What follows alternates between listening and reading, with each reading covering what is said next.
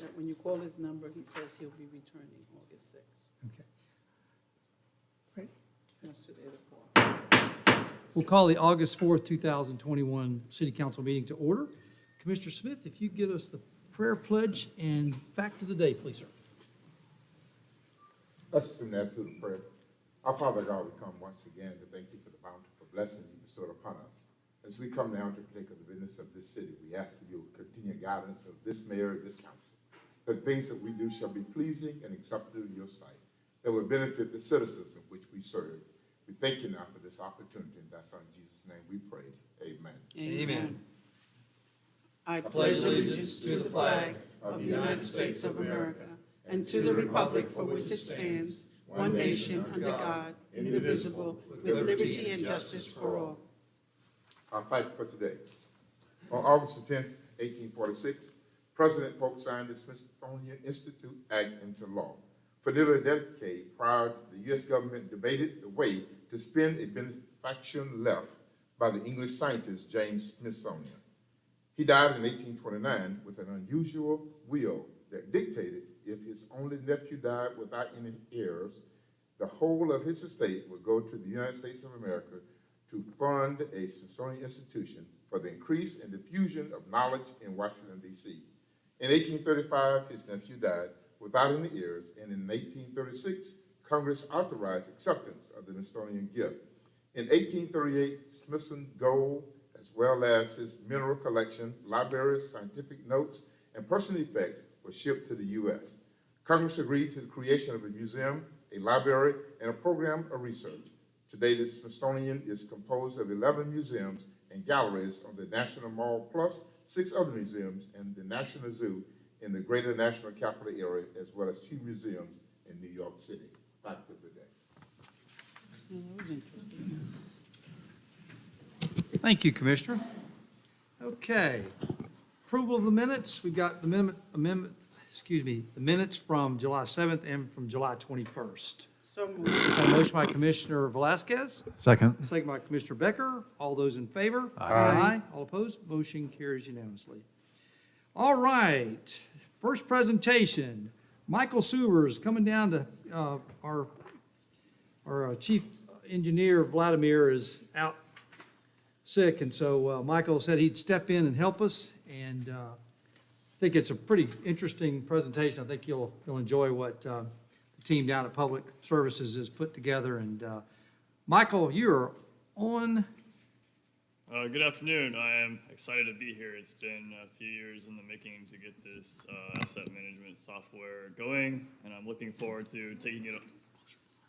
Yes, there you go. Okay. I'm looking forward to taking it over and getting it started and getting us the information that we need to present to you, the information that you need to make the best decisions that you can for our budgeting. So with that being said, I'd like to give a quick introduction, and then the team that we're partnering with from Dude Solutions is going to give the bulk of this presentation. So, all right then. First thing I'd like to ask, so why get an asset management system? Like, what's the point of it? You're probably wondering. If you're a layman, you're like, well, I guess I like to give an analogy so that all of us know. Like a car maintenance, like why do you take your car in? You know that you got to change the oil, the fluids. You have to change your brake pads every once in a while, right? That's like the common things that people know about. But there's some things you might not know about, like the serpentine belt or your shocks and struts, or your water pump that you have to change. So it's all those little things that you may not know about that the system will give you an insight into. And I'm sure as council member or commissioners, you're like thinking when the budgets come around, like, do you really care if we need a Kennedy or a Clow hydrant or what a bar screen is? You probably might not care. You're just like, how much money do we need to spend, and what's it going to cost us to make sure stuff doesn't break down? So it's the same with the car, that you don't wait until you have the check engine light come on, and or you blow a piston rod. No, you get a maintenance, so you don't end up in this situation. So you're stuck with a bill that you can't pay, and y'all might have to take out a loan or issue bonds or something to fix something that broke down that we could have prevented in the first place. So to give you a little background on this, we're going through a piggyback contract with an organization called Sourcewell, and they're basically summarizing this slide, a way that they can get us the best pricing. They provide an organizational structure to give better pricing to government entities and public partnerships. So basically, with the history of this contract, in February of this year, the council gave permission for community development to partner with Dude Solutions for their digital plan review software. And then again in July of this year, you gave permission for public services to partner with Dude Solutions through this piggyback contract for asset management software. That's just some background on that. So who is Dude Solutions? They have 21 years of implementing asset management systems. They provide a complete GIS-centric asset management package, which means that all of the assets are tied in locational space. Excuse me. They have an actual geographic location, and all the records that are associated with those assets are tied into that geographic location. So public services has gone through, I would say, at least 2 years of comparing differing packages, and Dude Solutions was chosen by all the division managers through multiple rounds of demos that they're the best value for what we're getting and what we need to provide us the best services that we were asking for. They're also in use by multiple nearby entities. They have a whole long list of entities that they partner with. I've just included a few here that I think are interesting, like the Central Florida Zoo, the Orlando Science Center, USF, which is my alma mater, by the way, City of Longwood, City of Maitland, City of Kissimmee, and City of Ocala. So we are purchasing, or asking the council, you've already approved it, but we're getting 3 modules from them. It's the main one here is Asset Essentials. That's just actually tracking all of your assets, seeing what condition they're in, and then seeing the price of that asset. The next one we're looking to get is Capital Predictor. So after the data of our assets are entered into the system, it's going to use analytical processes to actually give us, so the council has an objective, and that's to approve the amount of money that's for our budget. So you can look at different funding levels. So if you fund the streets, hypothetically speaking here, $1 million, what can you pay? And since we're doing the streets inventory now, we're gonna know shortly what kind of condition our streets are in. So you'll see $1 million will get you to this level of service. Well, you're saying, well, maybe we want a bigger level of service. So you put $2 million into it, and you'll see what kind of level of service you'll obtain. And they'll be explaining this more in detail when they get up here. So that just tells you what your money will give you. And then the last one is Energy Manager, which I'll get into here in a second, which is basically just monitors through the actual electric meters at the facilities and the lift stations, the energy usage at those locations. So then this are all it's just summarizing the divisions that are going to be serviced by this. It's the entirety of public services. The entirety of public services. I was just kind of breaking this down as to which fund services which division, so you already know that pretty much. And then my last slide here. This is the cost breakdown this year. I'd like to focus kind of on the last row right there. The data implementation, you can see, is $72,551 this year. That's a one-time only fee, so that won't be recurring in the next budget year. The recurring costs will be that $118,000 approximate there under the annual subscription. So this first year we'll be paying approximately $191,000 to implement and buy the software. And that's going to include 13 months of service because implementation is going to take at least 1 to 2 months. So they're going to give us that 1 month free there so we can, because we're not actually going to be using the software until they implement it. So I want to go back to the Energy Manager for a second. So I had Joe over, Joseph Crucifilli. He sent me the top 50 electric meters that are our highest electric users in the city. And so hypothetically speaking, and they've seen this empirically in other cities, their energy manager can save between 3 and 5% of the total annual energy costs from the city. And just using those top 50 meters, 3% would net us $237,000. So that would pay for the system by itself if we could get to that even 3% number. But that's also assuming static. I'd have to have a caveat there, static energy costs, because as we all know, climate change and we're getting higher average temperatures in the summer, so our costs may go up, but technology becomes more efficient anyways, so it's probably going to offset itself. But if we can even get to that 3% level, I think this product will pay for itself. So with that being said, I'd like to introduce Dude Solutions here. Malcolm, yes, he's our main contact. Let me pull up their presentation here. I think that's it right there.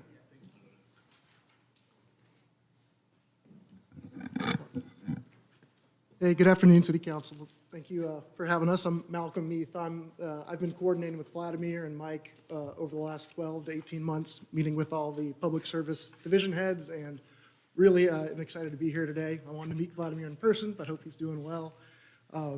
What I have for you here is just really a quick overview of us as a company and some of our clients throughout Florida. What we're actually going to be doing is a live demonstration of the three systems. Luke will be going through the first two, Asset Essentials and Capital Predictor, and Dan will finish up over on the energy side as well. Again, appreciate you guys having us today. Thank you.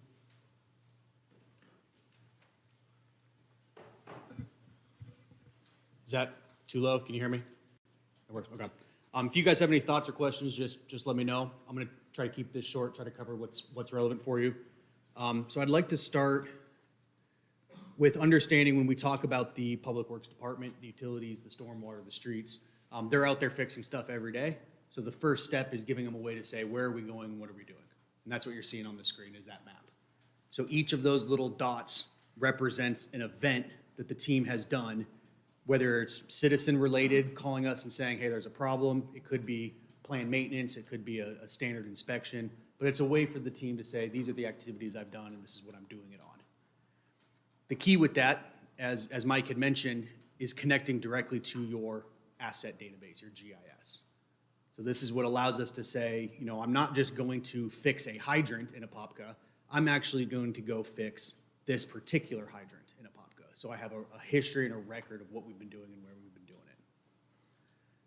Same idea applies to your other departments. So when we talk about pavement, water, and sewer, maps are very important because we need to know where we were when we did the work. But when we talk about buildings, we talk about fleet, we talk about treatment, it's much easier to say at City Hall, air handler number 1, or in the council chambers, the main table. So in that case now, we're understanding what's owned from an asset standpoint. So this list gives me a way to see those assets and then also switch between those other departments. So this is not designed for one group, right? This is designed for each individual department to be able to have their process and track their data for their team. So the way that stormwater wants to operate does not mean that's the way that fleet and facilities has to operate. Still using the same tool, but making sure each department's using it the way they need it. For you guys in leadership at the council level, you guys probably won't deal much on the day-to-day, but there is going to be information like, what is our average response time when a citizen complains about a pothole? How long does it take to fix a problem once it occurs? How much money are we spending doing these types of jobs? So that's the idea, is to first understand where are we spending the money and what are we doing with it. The second step is now to say, as Mike had mentioned, what are the roads going to look like? What is the stormwater system going to look like? What are things going to look like if we put X amount of money into it? I hope that's coming up clearer on your screens, guys, because the display's not great. But what you're looking at are 4 different maps of one of our customers. And what this represents is if they underfund their budget, that map in the top left corner is going to be the condition of their roads. Red is considered a road that is at the end of its life. It's pretty much turning into gravel, full of potholes, full of chunky concrete. And a green road would be a much newer, much nicer condition road. So if we fund our budget at a low level, we can estimate in about 10 to 15 years, this is what our road network would look like. And then for this customer at the bottom right is kind of the opposite. If we fund our road program appropriately, what can we expect to see? What kind of condition would our roads be in? So the idea is to use this information not just for your pavement, but for your water, your sewer, your stormwater, your buildings, your traffic assets, literally anything under that umbrella. So I think the best kind of line that I hear often from you guys asking people like us when we do these presentations is, how do I justify what happens if we don't fund a project? What happens if stormwater comes and asks for $500,000 and you say no? right? That's what we want to start giving you answers with this software. So you can say, if we decide not to invest this money into this department, over the next 5 years, what kind of impact are we going to see? What kind of degradation are we going to see? And then that's going to help you guys hopefully see the reasoning or the justification behind those project requests, when they are justified, of course, right? So that's at a very high level, the idea from the asset management and the operation side. Dan's going to talk a little bit more about specifically some of the pumping operations, some of the energy management. I know Vlad talked a lot about your growth in the Northwest and your plant in the Southeast and making sure that those pumps are operating correctly. So that's the other part of the program, which is looking at the actual energy consumption and cost. Any questions for that? Just for the sake of Yeah. context, so we've got the bullets in here in terms of the approval of the solution. Where are we at in the actual implementation of this? So implementation, from our perspective, we've just got everything kind of ready to go, but we have not begun the first official calls to kick it off. So what you were just showing in terms of you highlighting hydrants and stuff like that, is that dummy data? Dummy data, yep. But your data would be brought in as soon as we start that training process. Malcolm, have we scheduled it, do you know? Once the streets assessment is finished. Oh, it's, okay, so we're waiting for the streets assessment to finish before we bring that data over. There's some work we'll do beforehand, but it's something that'll be scheduled the next week or so. And then in terms of that implementation, when you say data, You say assets, or you mentioned streets, but is it fully comprehensive, all assets within the city, or is it just any asset that would be underneath that kind of organizational chart that's in the presentation? Excellent. It's going to be pretty much any asset within the city. Now, what you're seeing in that chart is kind of the high-level groupings of assets. It does not mean that you are restricted from tracking other assets. Those are just the largest groupings of them. So typically, water, sewer, electric, gas, traffic, highway, bridges, parks and rec, buildings, fleet, traffic. Those are the main areas. But I've got people that have put furniture in here. You know, the table you are at, the chairs you're on are not cheap. So having a history, knowing how much money we're spending, making sure we're maintaining any type of asset. Yep. Okay, I'll wait until the end of the presentation to ask further questions. Okay, Thank no you. worries. Yeah. Any questions? Good? Any questions, Commissioner? No, Okay. I'm just taking notes. All right, thanks everyone. We're gonna look. I'm gonna need to log back in here really quickly.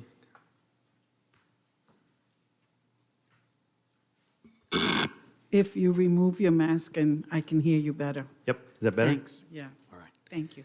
you're welcome. So yeah, thanks for that, Luke, and thanks again, everyone, for having us. What I'm here to talk about is really the energy management side, or the energy management module that's being planned to implement here at the city. And just like what Luke looked at with asset management, we're going to look at from a utility and energy management standpoint. Because that's what this module, this database is designed to do, is to help answer questions like, how much does it cost, across electricity or water or storm? How much does it cost to keep the lights on? How much does it cost to keep the water flowing? Not just citywide, right, but building by building. And so when we look at the energy management module, our company is automating the process of importing utility billing data monthly for really anything that's got a meter. And again, just to your point of clarity, Commissioner Becker, this is dummy data as well. This is not cities' utility billing data. What this module is designed to do, number one, is be a landing pad for all cost and consumption data, but then also help us make decisions in the field about where savings opportunities live. Specifically, when we think about pumping infrastructure. So for example, when I, as an end user, am trying to make decisions about where do I have opportunity to save, which of my infrastructure is more inefficient than other infrastructure, there are reports that help me answer that question. So for example, and I'll just pose this as a question, if I'm looking at a group of meters in this database, let's call them our pumps, or look at our sewer pumps.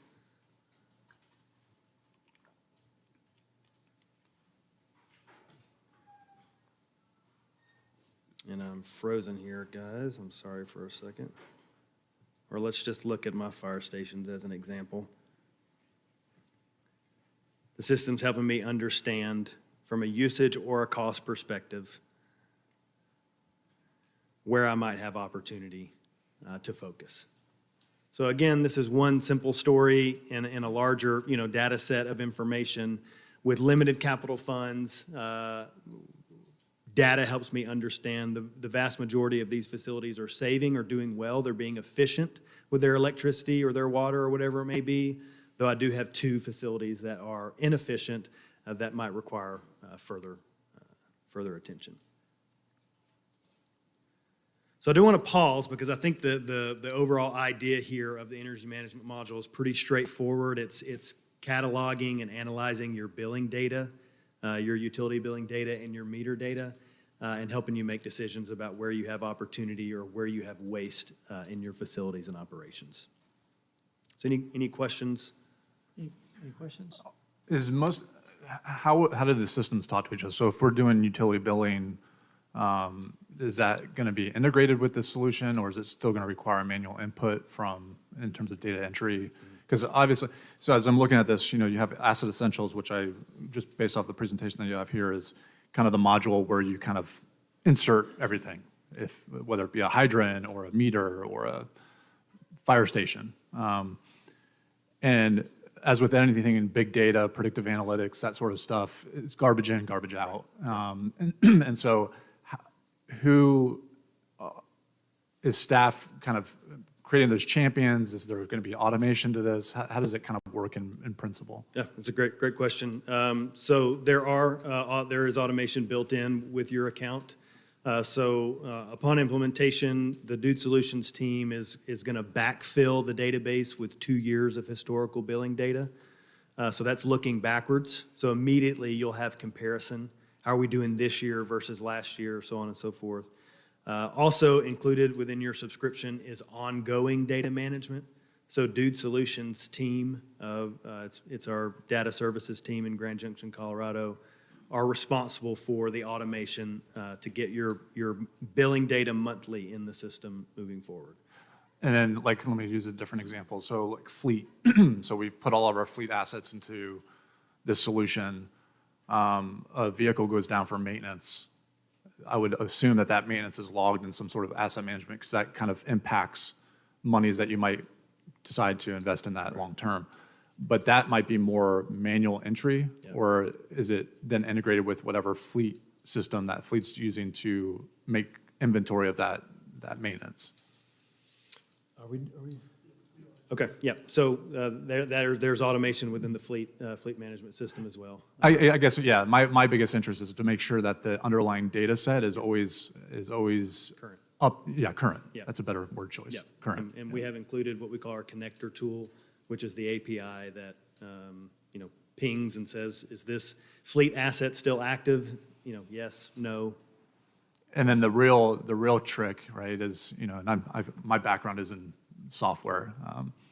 So the real trick, especially when it comes to management or executive level reporting, is really connecting the dots. So like even a report like this, how do you tell the story that the red marks are indications that we need to spend more money, and how much money is that, and what's our benefit to making that spend, that sort of stuff. So I'll be interested to see what kind of management reporting comes out of this, because that would be obviously our interest. Because you got two levels of management that you're dealing with, the experts in the field, the staff, right? And then, and not to speak for everybody else up here, but the layperson in terms of, what these assets and how they perform. But really, we're up here from a budgeting function. Sure. So how do we connect the dots on how much money is really required to keep these assets performing? Absolutely. So, okay. Notice in the proposal, there's a due intelligence part of the package that is specific for council and executive leadership. It is a business intelligence and analytics tool. It's specifically for that. So I can, when we get back to the screens on this side. Okay. Commissioner Smith? So I have 2 questions. One, and so how often will these reports be generated? Are they monthly or quarterly or? They can be user-defined. So with any of all the modules that we've talked about, you can schedule and automate reports. For example, this simple report, I may only want to see this data quarterly, I could tell the system, send this to my inbox quarterly, right? I could have it on a scheduled basis, or any report can be generated ad hoc. There are things that, department heads can log in, run a report, as needed. And then the second question is, you said this is a 13-month agreement, and is it an automatic renewal, or what is the period of the contract past the 13 months? So it is, you can renew it. If you decide not to renew it, you would receive your data back, and you would no longer have access to the software. So it is our hope that we would be providing you the highest level of service, that you would be excited to renew and continue using the tool, but we are not locking you into any long-term commitments now. And the data that was collected will be the property of the city? You own it from day one, and you will own it at all times. If you ever want to back it up locally, if you ever want to take it, it always belongs to you. We will never do anything to change it or make it proprietary on our end. Commissioner Velasquez? I am listening. I'm taking notes. I'm going to wait for the entire presentation. Okay, awesome. And then just one last question, sorry. The capital, so, everything gets implemented at once, but what's the maturity curve on the data that comes as part of the predictor, knowing that, you're getting all this data into a database, you're trying to make heads or tails of what's all in there, and then you're immediately saying, okay, now I can predict what my capital burden is gonna be, or what my capital desires will be. Like, what does that look like? Yeah, Luke, do you want to? We usually talk about confidence level. So initially, if you guys did an assessment, let's just pretend you did an Hi, assessment. can you just come up, because we have a dedicated audience that is tuning in. So I Absolutely, appreciate sorry. that. So a confidence level, when we talk about how the data is going to look after the very first model, typically when you guys are having an assessment, if you were to finish the assessment today and turn on the software tomorrow, we consider an 80 to 85% confidence level. Meaning you're going to expect about 80 to 85% of what we're predicting is fairly certain to happen. After about a year or 2 years, when the maintenance team is out there maintaining the roads, filling potholes, doing crack seals, doing painting and markings, we're going to take that data and we're going to say, okay, well, back in 2020, the condition was X. We've done all this work, now our condition is Y. So we're going to change our degradation a little bit, we're going to adjust it. So then our confidence starts creeping up towards 95, 99%. So typically within the first year, we're going to do that second iteration. And then after that first year, now we're at that much higher level of accuracy. Good, everybody? Okay, awesome. Well, thank you guys for coming over. Michael, thanks. This was his first presentation in front of City Council, so you did great, man. Good job, Michael. Thank you, guys. Okay. All right.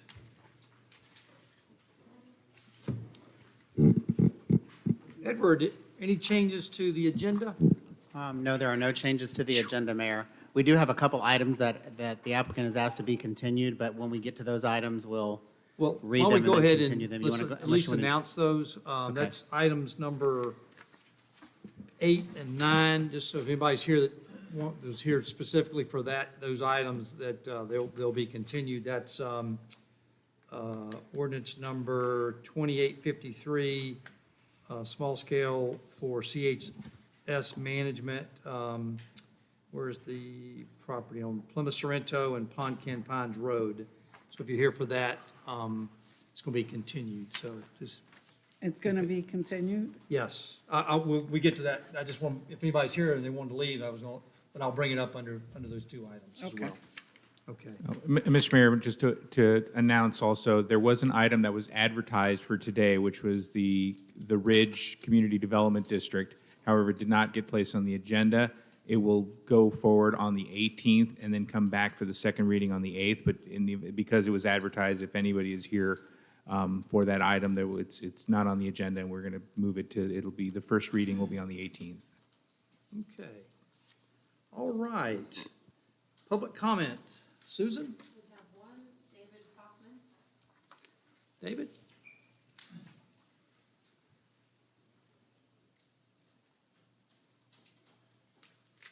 Good afternoon. I'm David Hoffman. I live at Rock Springs Ridge, Tayside Court. Apparently, the land swap deal proposed a solution to Rock Springs Ridge Golf Course land use crisis 12 long years in the making, is at an impasse stage. It is therefore time to once again take measure of where we are, not only in our community, but also at City Hall. Not enough questions have been answered by either the Homeowners Association Board or Apopka City officials for many citizens to buy in to the land swap solution. There's a long list of issues that have yet to be addressed. The most compelling one has to do with governance, that is, the respective merits of the HOA framework currently in place versus the so-called recreational district board model. For my wife and me, this governance question is central, most critical. In Florida, where there is too much sclerotic governance, we citizens must be on guard to demand mechanisms for accountability.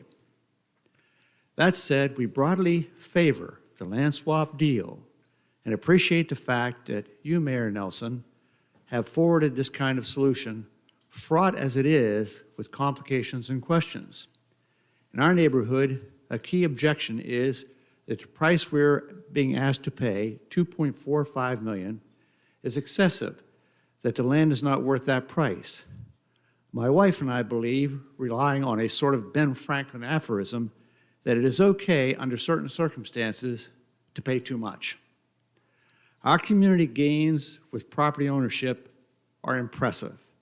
We control our land use destiny through green space, which in a state as environmentally and democratically stressed as Florida is as good as gold.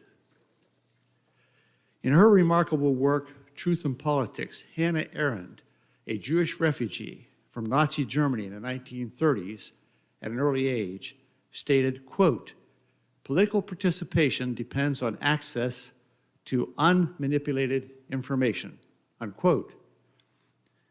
In her other words, let us mitigate vagueness and misinformation to arrive at vital truth and fact-finding. My family is all in with a land swap if certain questions can be resolved.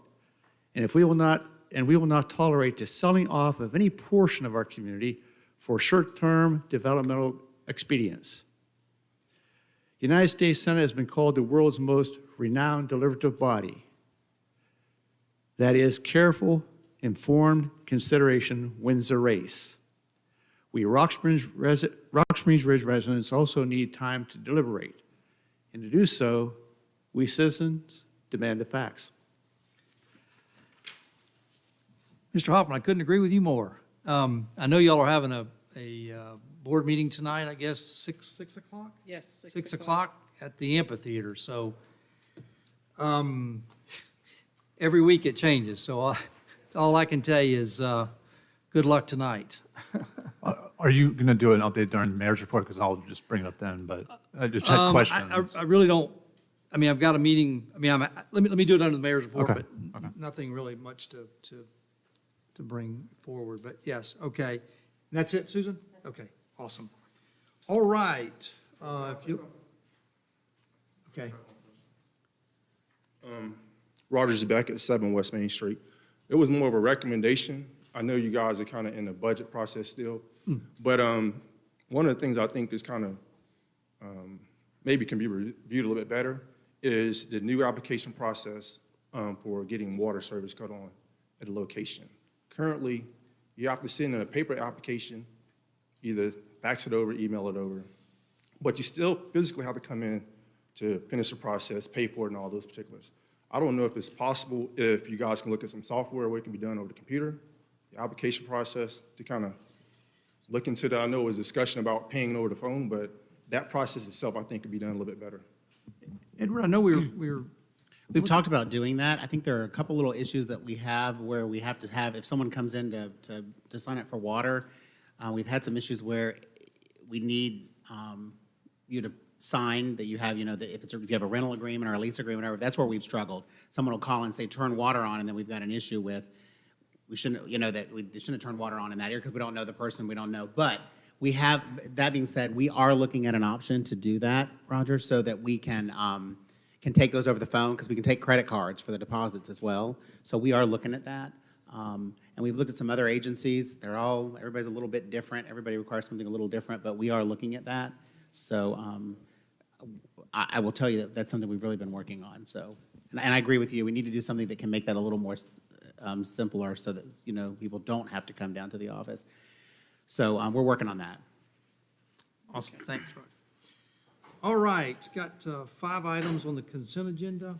Anybody need to pull any of those items? If not, I look for a motion to approve the 5 items on the consent agenda. So moved. Got a Second. motion by Commissioner Becker, second by Commissioner Smith. All those in favor? Aye. All opposed?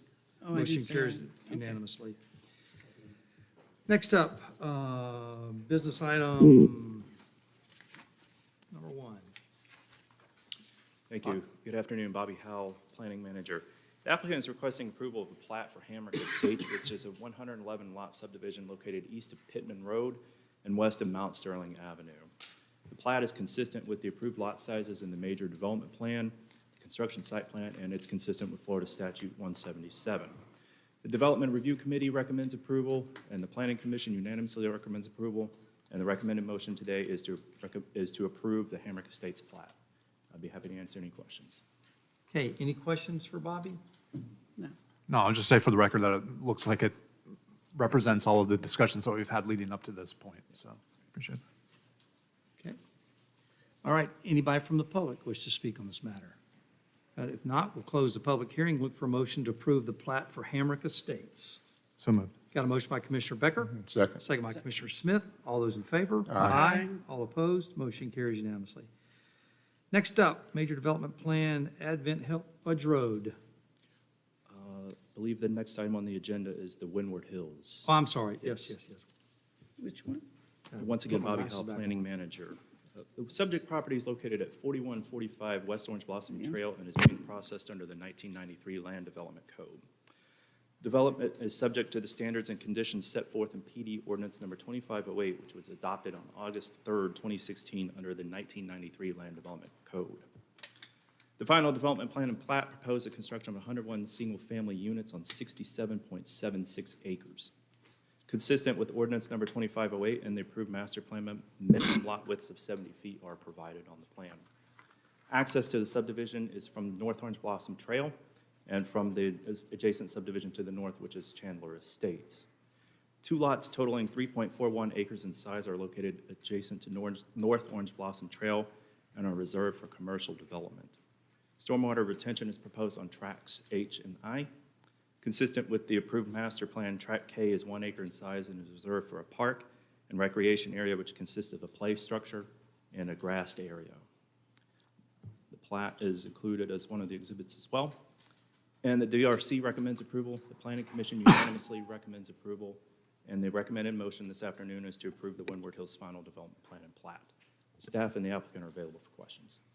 Okay, any questions for Bobby on this one? The only questions I had, and this one's been a long time coming. I mean, golly, this is probably 4 or 5 years. Yeah. But did we hear any concerns, complaints from Chandler Estate residents at all?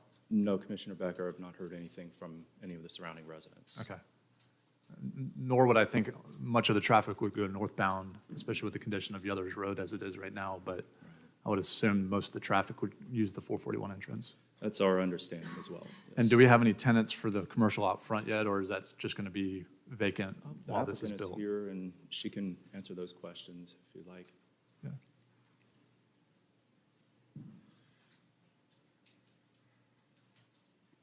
Sophia Serafin with Appian Engineering, 2221 Lee Road, Suite 27, Winter Park, Florida, 32789. Good evening, Mayor and Commissioners. As far as I know, there is not a buyer for the commercial parcels yet. Okay. They did just get a buyer for the residential portion, but not for the commercial yet. Okay. Thank you. Okay. All right. Any other questions? All right. Anybody from the public wish to speak on this matter? Not, we'll close the public hearing. Look for a motion to approve the final development plan and plat for Windward Hills. So moved. Got a motion by Commissioner Becker, Second. second by Commissioner Velasquez. All those in favor? Aye. Aye. All opposed? Motion carries unanimously. Next up, Advent Health. Jean? Good afternoon, Mayor and Commissioners. My name is Jean Sanchez with the Planning and Zoning Division. This is a request to approve the Advent Health Fudge Road Complex Phases 1 and 2 Major Development Plan. The project parcel is located south of US 441 and north of Hogshead Road.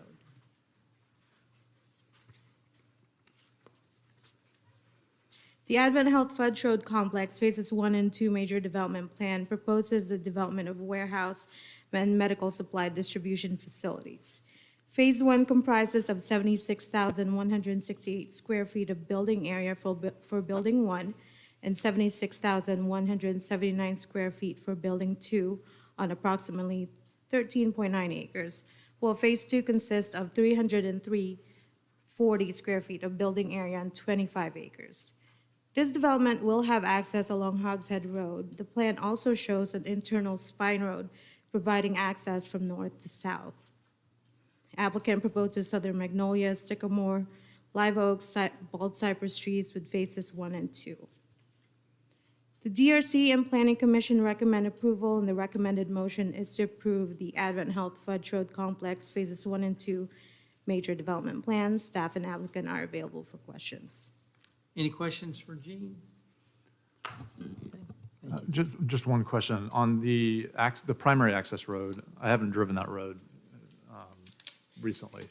And I don't know what type of equipment will go to these proposed buildings, but does it need to be improved at all? What's the condition like? Is this going to add to that condition, make it worse? Yes, sir. Actually, they'll do some off-site improvements. They'll have, it's my understanding that they'll be getting some impact fee credits for widening lanes up to 11 feet and resurfacing the pavement. Okay. Any other questions? Okay. Anybody from the public wish to speak on this matter? Not, we'll close the public hearing. Look for a motion to approve the major development plan for Advent Health on Fudge Road, Complex Phases 1 and 2. So moved. Got a motion by Commissioner Velasquez, Second. second by Commissioner Becker. All those in favor? Aye. All opposed, motion carries unanimously. All right, next one, Gene, this is Plymouth Sorrento assemblage subdivision.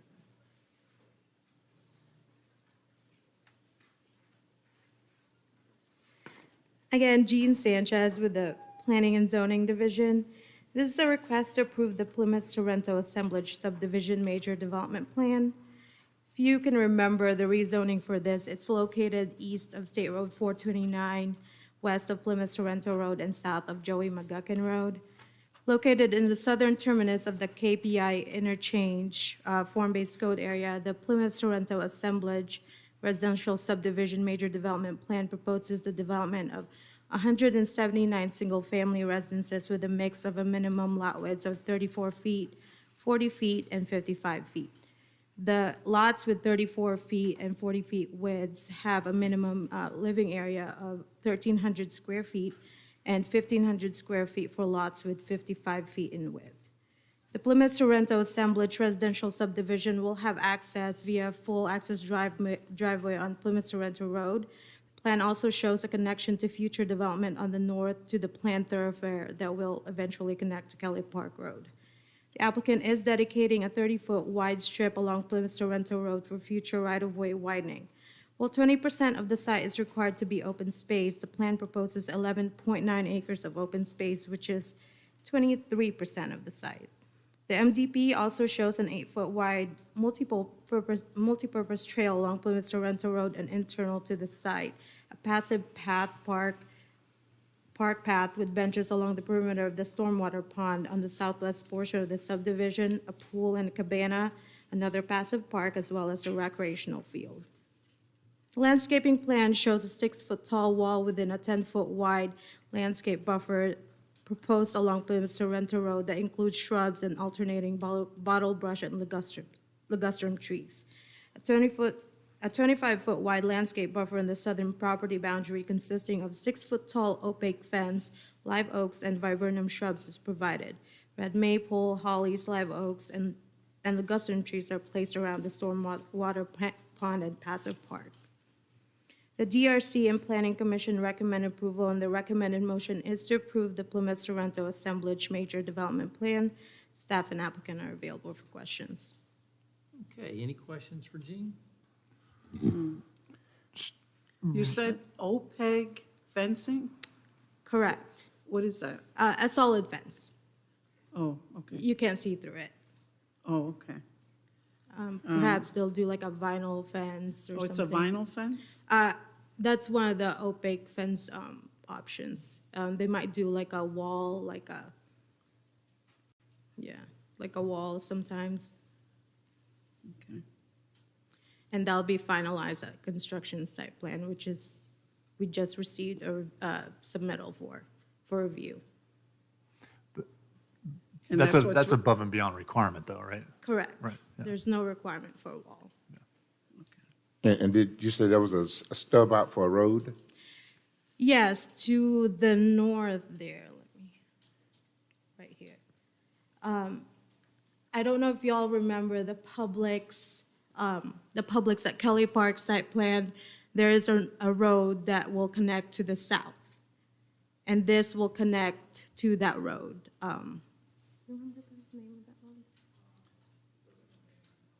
Okay, there's no name right now, apparently. But yes, it's supposed to go from Kelly Park Road down to the southern terminus of the KPI, form-based code area. But the road is not there currently. I think, are they constructing it? It's at the public site, it's part of their construction site plan. So anything, So there's a lot of green space in between there and public. So it'll be some time before they actually connect, is I think the point that. So all yeah. these future developments here will have to connect to that road.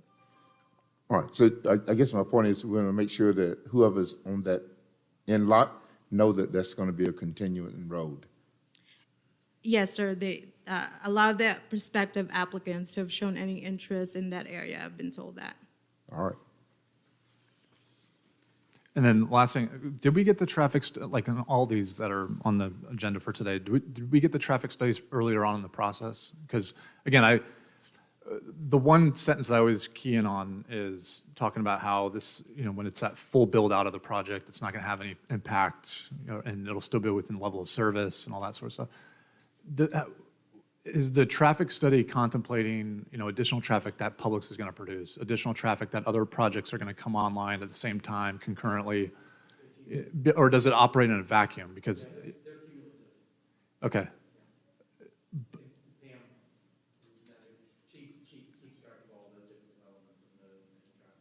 Right.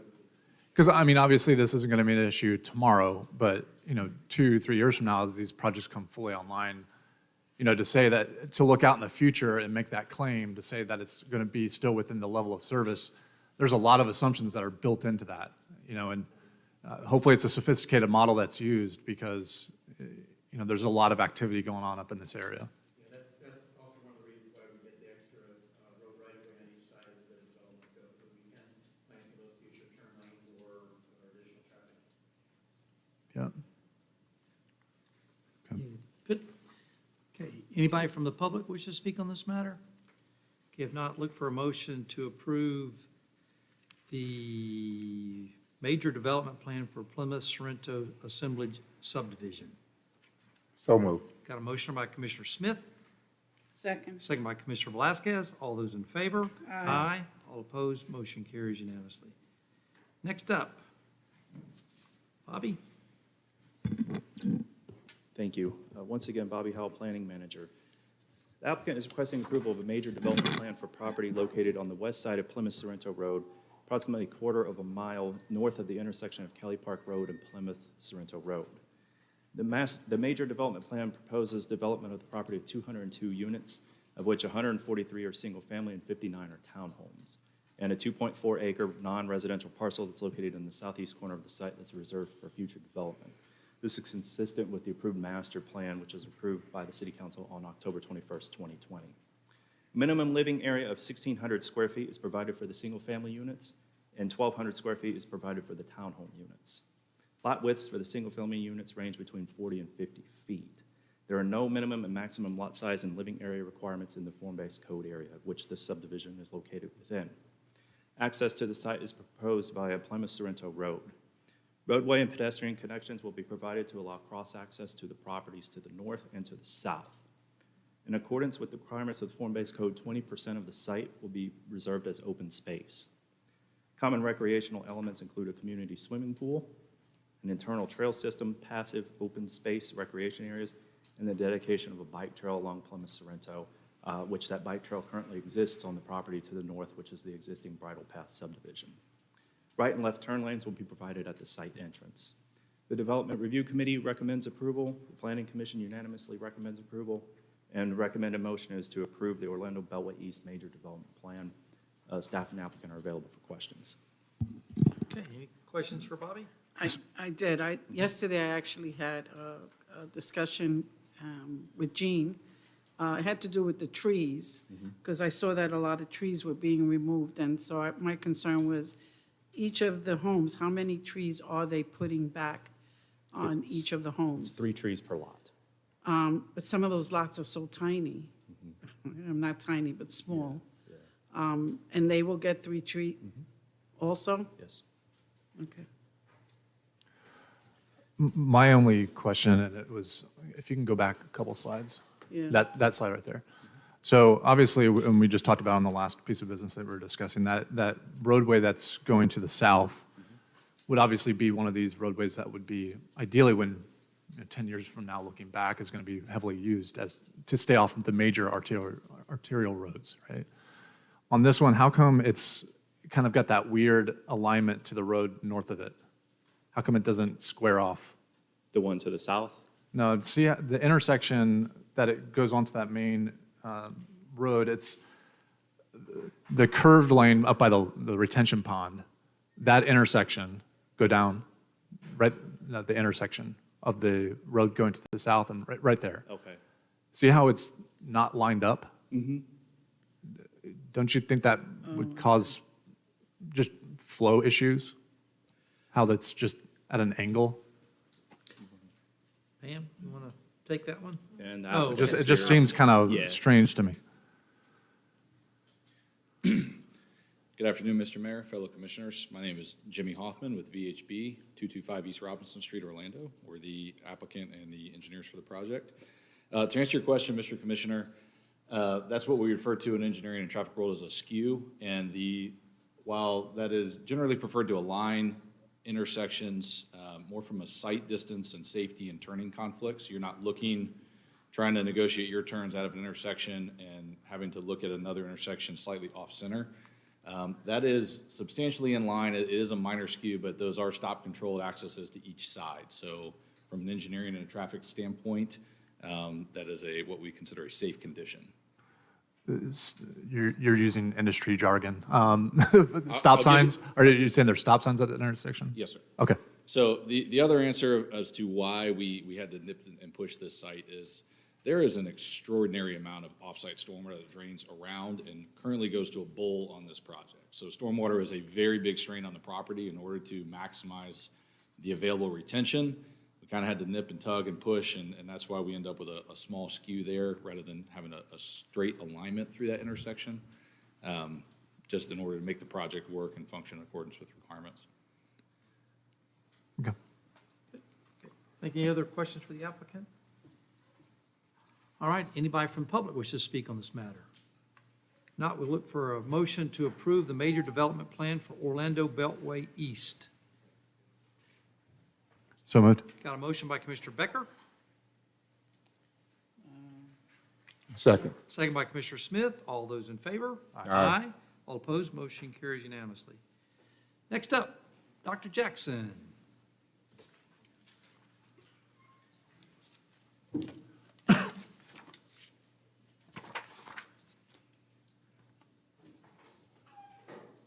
at all the trees they're taking down.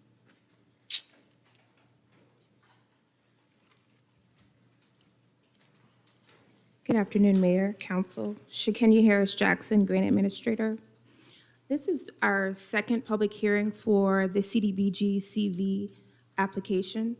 We actually have had received word from Orange County from our entitlement program that we will start in October that Phase 1 will most likely be approved. We'll actually receive that information in September. This is actually an application to start Phase 2 of that project. We have identified sidewalks within the CRA that we need to actually install. And this application will allow for us to go in and put in some new sidewalks. We are estimating that the construction will be $550,000, engineering will be $125,000, public services $75,000, and administration will be $50,000. So the total project, $800,000. Please excuse me. The city does have right-of-way for all of the proposed sidewalks. The application will actually be due most likely in October. We were thinking that it would be that we would be able to submit in August, but it appears that DEO is running behind as usual. Are there any questions in regards to the application? Any questions for Dr. Jackson? No, I tell you, you've done a wonderful job. I mean, we've between the 2 sidewalk grants and the big home improvement grant, we're closing in on $2 million worth of money that's going directly into the CRA for sidewalks and home improvement. So we should see a big difference. I know that Michael's already left, but what we've tried to do is identify first any streets that have no sidewalks and replace them. And then second, what we're doing is going back on ones where we have one sidewalk on one side that we're not ADA compliant. We're gonna go to the other side of the road and make a sidewalk that's ADA compliant, which is 6 feet versus 5 feet, or 5 feet versus 4. 5 feet. Yeah, so it's another foot wider than the ones that are currently in the CRA. So feel really good about, the improvements we're gonna be making over the next, 18 months or so. That should really, we should all see a major difference in how things look. And so we're excited about the opportunity, and wouldn't have been possible without Dr. Jackson's help, and so we appreciate everything she's done. Will that include the Michael Gladden Road, or is that a separate fund? I mean, a separate with the Michael CRA? Gladden is a part of the CRA. What? 10th Street. I'm sorry? Michael Gladden is also 10th Street. Right? Yes, it is. Yes, so that's our ending point. So it will, yes, ma'am. 9th Street, I'm sorry. Oh, 9th Street. Yeah. Okay. So CRA extends No, I'm saying, Oak because I do to remember there was a discussion where Street. there was some money that was coming just strictly for Michael Gladden. Am I mistaken with that, Ed?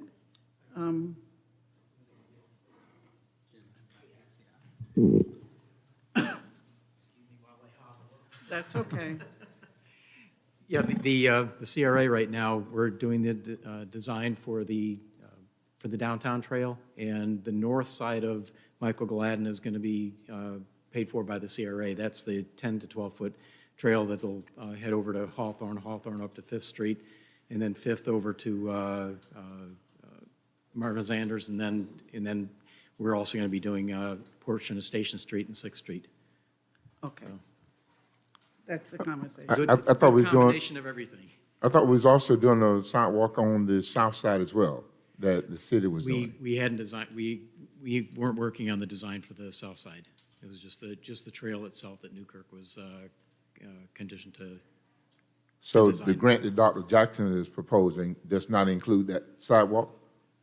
I think your south side. It does. It does. That includes sidewalk on the south side, Absolutely. Yeah, right, right. We got the trail, which will be paid for by the CRA. on the north. Correct, and this grant grant could would pay do for the the one one on on the the south. south, correct. All right. Correct. Yeah, Okay. yeah. And just some good news in regards to the work that I've been doing with Jim in regards to the trail that we're putting out behind Alonzo Williams Park, which is the 5th Street portion. We did get our commencement certification today, so we're clear to start on that grant also. Okay. All right, thank you. Thank you, Dr. Jackson. All right, any other questions? Anybody from the public wish to speak on this matter? Not, we look for a motion to approve the application submission. Sure, come on down. Come on, we need you to come down and give name and address for the record, please, sir.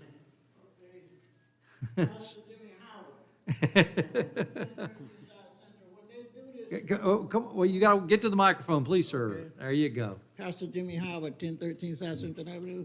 I have property on that side, on the north side of Michael Gladden, where they're gonna put that trail. Yes, sir.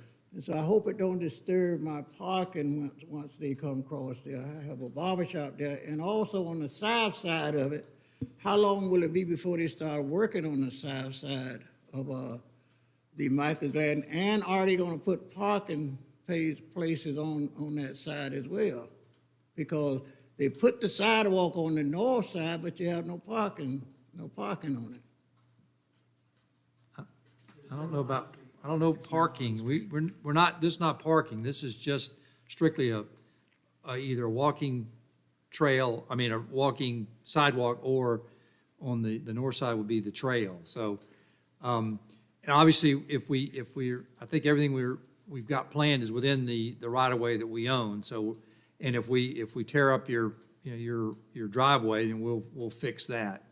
Okay, and they're gonna try to put a parking place on the south side? No, sir. Are you gonna- Too busy to, Street's too busy to put on-street parking. Okay. All right. With that, look for a motion to approve the application submission of a community development block grant, CDBG. So moved. Got a motion by Commissioner Smith, second by Commissioner Velasquez. All those in favor? Aye. All opposed, motion carries unanimously. All right, next up, ordinance number 2861. Okay, ordinance number 2861. An ordinance of the City Council of the City of Apopka, Florida, amending the Code of Ordinances of the City of Apopka by creating Chapter 18, Building and Building Regulations, Article 2, Building Code, Section 18 through 23, local supplement to the Florida Building Code, providing for severability, providing for conflicting ordinances, and providing for an effective date. Richard? Good afternoon, Richard Earp with Community Development. No changes. Okay, no changes. All right. Anybody from the public wish to speak on this matter? Not, we look for a motion to adopt ordinance number 2861. So moved. Got a motion by Commissioner Velasquez, Second. second by Commissioner Becker. All those in favor? Aye. Aye. All opposed, motion carries unanimously. Next up, ordinance number 2862. Ordinance number 2862. An ordinance of the City Council of the City of Apopka, Florida, amending the Code of Ordinances of the City of Apopka by amending Part 3 Land Development Code, Article 6, Environmental Standards, Section 6.6, Floodplains, subsection 6.6.2, applicability to adopt most recent flood insurance study for Orange County, Florida, by amending Part 3, Article 6, Section 6.6, subsection 6.6.9, building and structures to provide accessory structures installed in flood hazard areas, by amending Part 3, Article 6, Section 6.6, subsection 6.6.11, site improvements to provide compensatory storage, by amending Part 3, Article 6, Section 6.6, subsection 6.6.12, manufactured homes to provide criteria for manufactured homes installed in flood hazard areas, by creating Part 3, Article 6, Section 6.6, subsection 6.6.16, definitions, by amending Part 3, Article 6, Section 6.7, stormwater management systems, subsection 6.7.2, design base to provide for finished floor slab elevations, by deleting Part 3, Article 6, Section 6.7, subsection 6.7.5, development within special flood hazard area, paren 100-year flood, by amending Part 3, Article 8, nonconformities, Section 8.3, nonconforming structures, subsection 8.3.3, enlargement or alteration to remove exceptions in floodplains, by amending Part 3, Article 8, Section 8.3, subsection 8.3.5, reconstruction or repair after casualty damage to remove reference to floodplains, by amending Part 3, Article 10, definitions and rules of measurement, Section 10.4, definitions, providing for codification, providing for severability, providing for conflicts, and providing for an effective date. That was a mouthful, and in layman terms, what does that all mean? Richard. Richard Earp, again, this is a companion ordinance. This is the first reading of the changes to the Land Development Code. So all of that Susan read includes changes that were required by FEMA. And Michael helped clean up some of the ordinance, so we took floodplain definitions and moved them to the floodplain section. And there was some floodplain regulations that were in the stormwater section, and those got moved into the floodplain section. So it was a lot of cleanup of the code. Any questions for Richard? No, but I guess, because whereas the first ordinance that we just did second reading on, I didn't hear much in terms of public concern. On this one, there was just some concerns verbalized. And so just, and Commissioner Velasquez just kind of touched on it, in layman's terms, what's the spirit of this particular ordinance change? There's a lot of underlined text, a lot of struck through text and what we read, so. The main things were the accessory structures, and that it gives regulations regarding accessory structures and what can be in those structures if they're located within the special flood hazard area. There was also, we had criteria where a mobile home needed to be so many feet above the land surface, but our code didn't say it had to be so many feet above the land surface, but also 2 feet above the floodplain elevation. So those were the main elements. So for people that become non-conforming as a result of this, what is that process? I mean, do people get kind of grandfathered in? I mean, how does that all work? Yeah, and so the ordinance talks about if the overall ordinance talks about if a non-conforming structure is significantly damaged, then that structure couldn't be rebuilt if it were damaged more than 50% of its existing value. Yeah, and so I just wanted, I mean, for the sake of the benefit of the public, is just understanding what are the ramifications of us passing this. Really, ultimately, the benefit to us in the city is we get our code in accordance with FEMA requirements, and residents in totality get a benefit on their insurance premiums if we're in certain guardrails, I guess, if you want to call it that way. But for those that become non-conforming, they can keep their accessory dwelling or whatever the case might be, but they just know that if something, to your point, if it's damaged beyond a certain extent, they'd have to become conforming at that point. Yes, sir. And like you'd said, the main objective is so that the city can continue to have flood insurance in the city and offer the discount of our Class 8 Okay. rating. And what's the discount rate, just so everybody knows, by keeping up with the FEMA standards? I believe that our Class 8 gives us a 10% for the Right. homes that are actually in the special flood hazard area. Yes. Thank you, Richard. Okay. Anybody else have questions on that? Okay. Not, we look for a motion to approve ordinance number 2862 at first reading and hold over for a second reading and adoption. So moved. Got a motion by Commissioner Becker, second by Commissioner Smith. All those in favor? Aye. All opposed, motion carries unanimously. Next up, ordinance number 2824.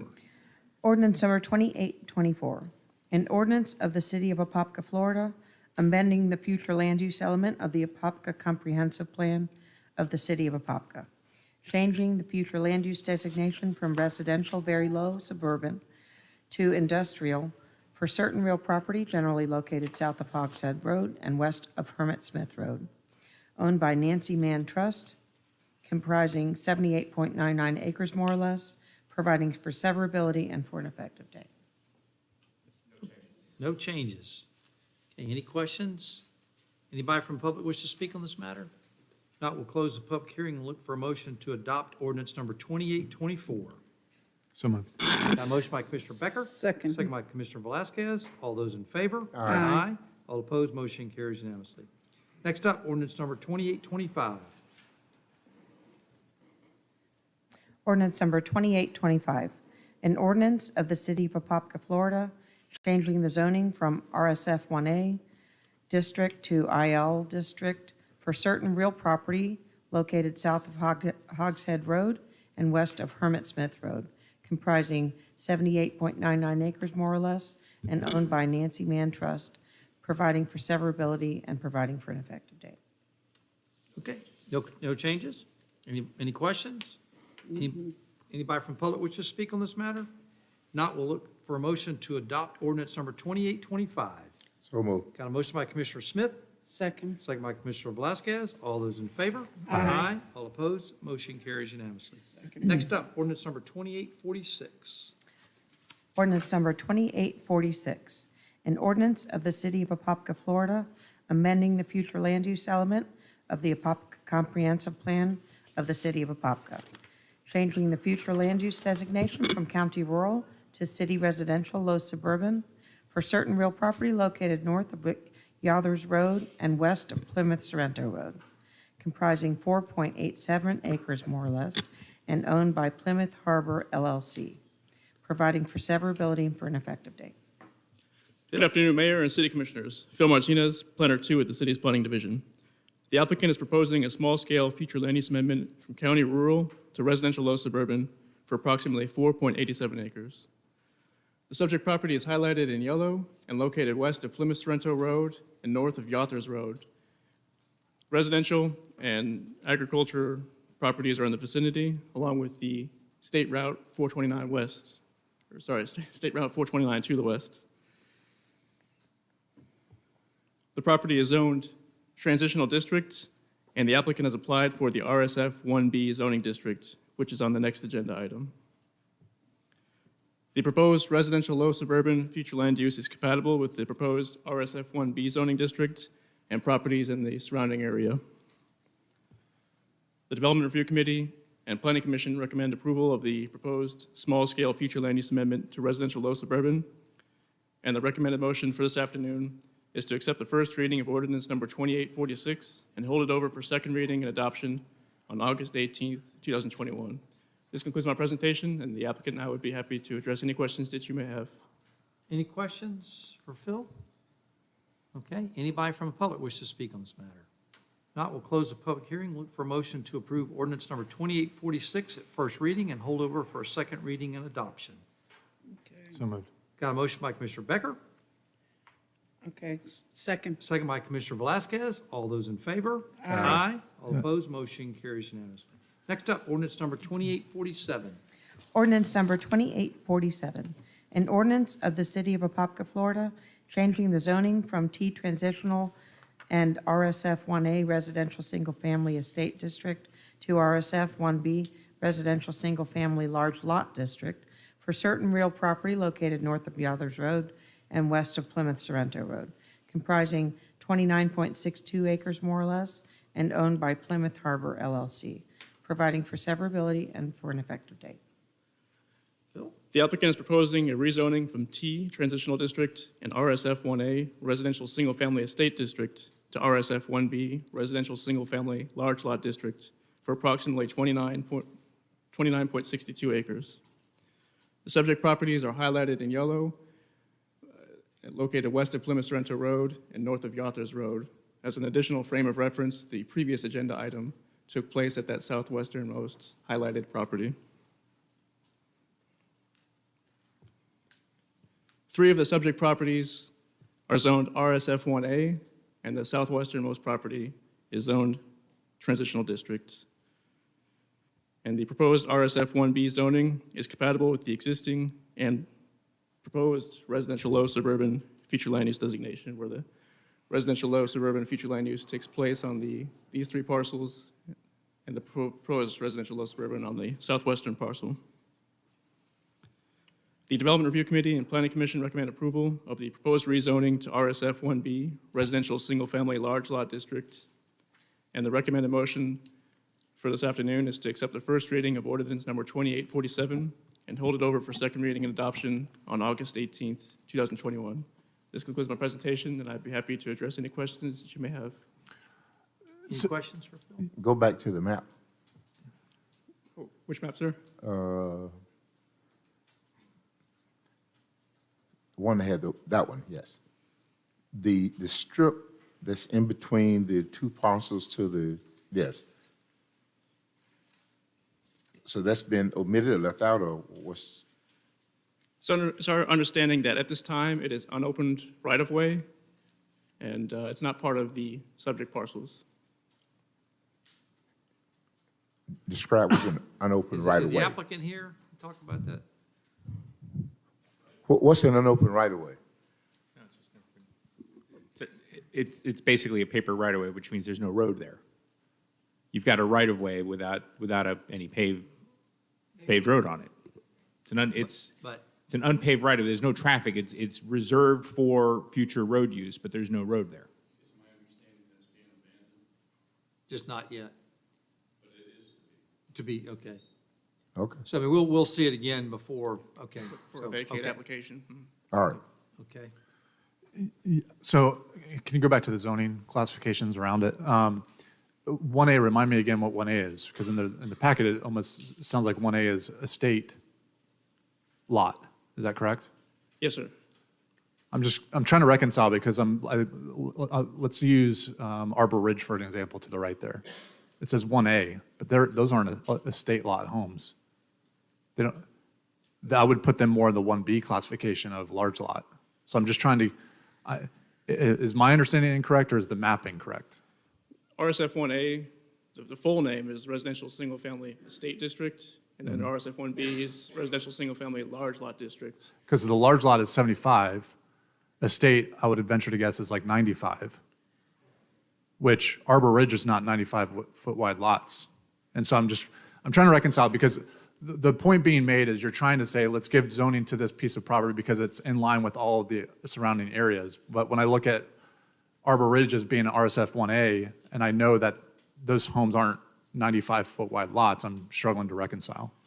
It may have, and I'm unfamiliar with the previous zoning district of some of these subdivisions, but that was the way that these zoning districts had transitioned from the 92 code to today's code, where if you had R1A zoning, then maybe you transition to RSF 1B, and if you had R1 AA or R1 AAA, then you transition to RSF 1A zoning. So that made a difference as opposed to what the old zoning district was. Interesting, okay. And is that the same case for the ones that are directly abutting this property? I mean, what did that prior look like in the prior code to what it is now? I'm just, because certain areas of our city, I think we need to preserve some larger lot communities versus, going down. But if this is the intent to have this piece of property a larger master plan with the abutting properties near it, or is this going to be a standalone? Are you the applicant? I represent Plymouth Sorrento LLC. The adjoining property to the north of this is already zoned.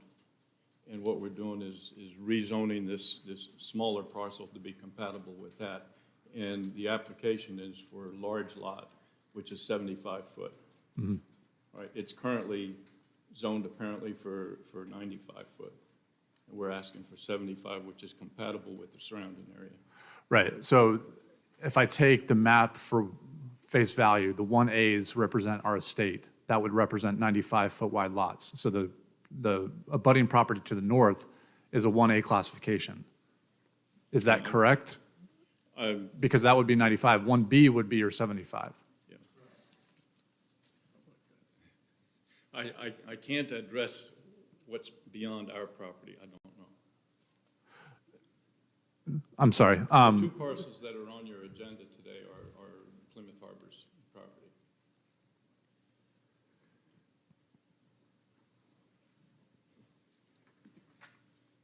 Jim, you want to shed some light, or you?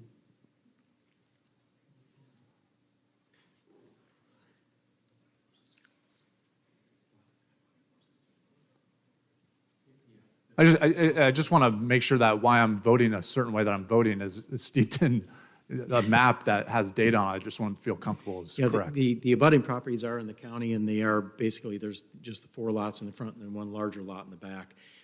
Staff's feeling is that the 75-foot wide lot between the 429 and Plymouth Sorrento is more compatible with the 75 versus a 95. 95 is usually a little bit less in an area that's not adjacent to a major thoroughfare Okay. like 14. So if we do this business, the 1B will, for that purple box that's in question at this point, In those other that'll areas. make the minimum lot size 75. But Yes, sir. on paper, as it stands right now, all of the abutting property that say 1A indicates that those are estate home 95-foot wide lot. 95, right, and, yes, so this request is to change those 3 lots and the purple one to that 75, the 1B.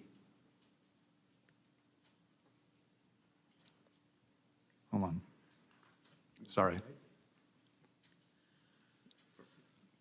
Then that doesn't make it incompatible then, right? The 4 parcels would be going to the 75-foot wide lots. On this piece of business, I only see one that's highlighted. Well, let me see the pointer. It's a 4.87 acre piece of property. Right, this piece here is the one that was the previous item. So Mhm. these 3 lots here are going to the one from 1A to 1B. And then this one is the one that. We're still on the same piece of property. The last business was just a future land use, which we approved. This is a zoning for the same piece of property. This should be all 4 of these, right? It's not. 3 additional. So on item number 7 on our agenda right now, it's the same property that we just approved the land use for to do the zoning classification. The same 4.87 acre No, piece this of one's property. 29. Yeah.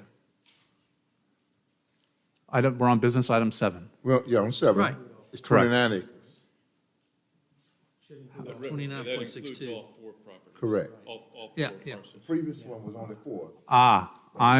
Okay. My confusion, I'm sitting there still on 2846. This is kind of odd because we're Yeah, looking got- at got- one got- to change the gotcha, land gotcha, use gotcha, and gotcha. then the other 2 to change the zoning portion. Okay, so that makes sense. Okay. Okay. So I would argue, again, the map of Arbor Ridge, when we're talking about vicinity and zoning classifications, I think on your map, Arbor Ridge is misclassified. I would classify that more as a 1B type of setup because those are 75-foot wide lot products. Yes, sir. If you're doing all of these in the same 1B classification, that would be compatible, in my opinion. You're right. Yeah, okay. I follow. My mistake.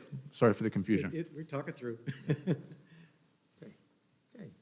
All right, anybody from the public wish to speak on this matter? Not, we'll close the public hearing and look for a motion to approve ordinance number, what are we at? 2846. 2846, a first reading and hold over. 47, that one. 47. I'm sorry. Need a motion to approve ordinance number 2847 at first reading and hold over for second reading and adoption. So moved. Got a motion by Commissioner Smith. Second. Second by Commissioner Becker. All those in favor? Aye. Aye. All opposed? Motion carries unanimously. Next up, ordinance number 2853, we're going to postpone to August 18th, and the second will be on September 1st. Is anybody here to speak on this matter? What's that? Okay, I had September 1st. Okay, September 8th. Okay, all right, yes, okay. Was there a reason for, They didn't give us a reason, I got an email here, let me see where to go. What was the reasoning, Jim? It just said kind of, I don't know what. They called and said that they could not make the meeting, so they wanted to postpone it. There was a couple people from the planning commission that were neighbors, and they had a couple questions, and so they, rather than push it through without them here to answer any questions, they preferred to just delay it. oh, so there were some residents in the neighboring, Yeah, they wanted the opportunity to answer any questions. so they never had a community meeting with the neighbors? They did? Yeah, that's part of it too, but people don't necessarily go to those, but they'll show up here. Oh, okay. Okay, any other questions? Not, I'll look for a motion to postpone ordinance number 2853 until August 18th with the second on September 8th. 8th, he said. Huh? So September 8th. We're going to postpone the first reading to August 18th, The second first reading reading on. to the 18th, Yes, okay. yes. So moved. Got a motion by Commissioner Smith, Second. second by Commissioner Becker. All those in favor? Aye. All opposed, motion carries unanimously. Next up, ordinance number 2854. Anybody here for that one? That one will also, yep. So nobody here would speak on it. We will look for a motion to postpone the first reading to August 18th and the second on September the 8th. So moved. Got a motion by Commissioner Smith, second by Commissioner Velasquez. All those in favor? Aye. All opposed, motion carries unanimously. Can I make a quick correction?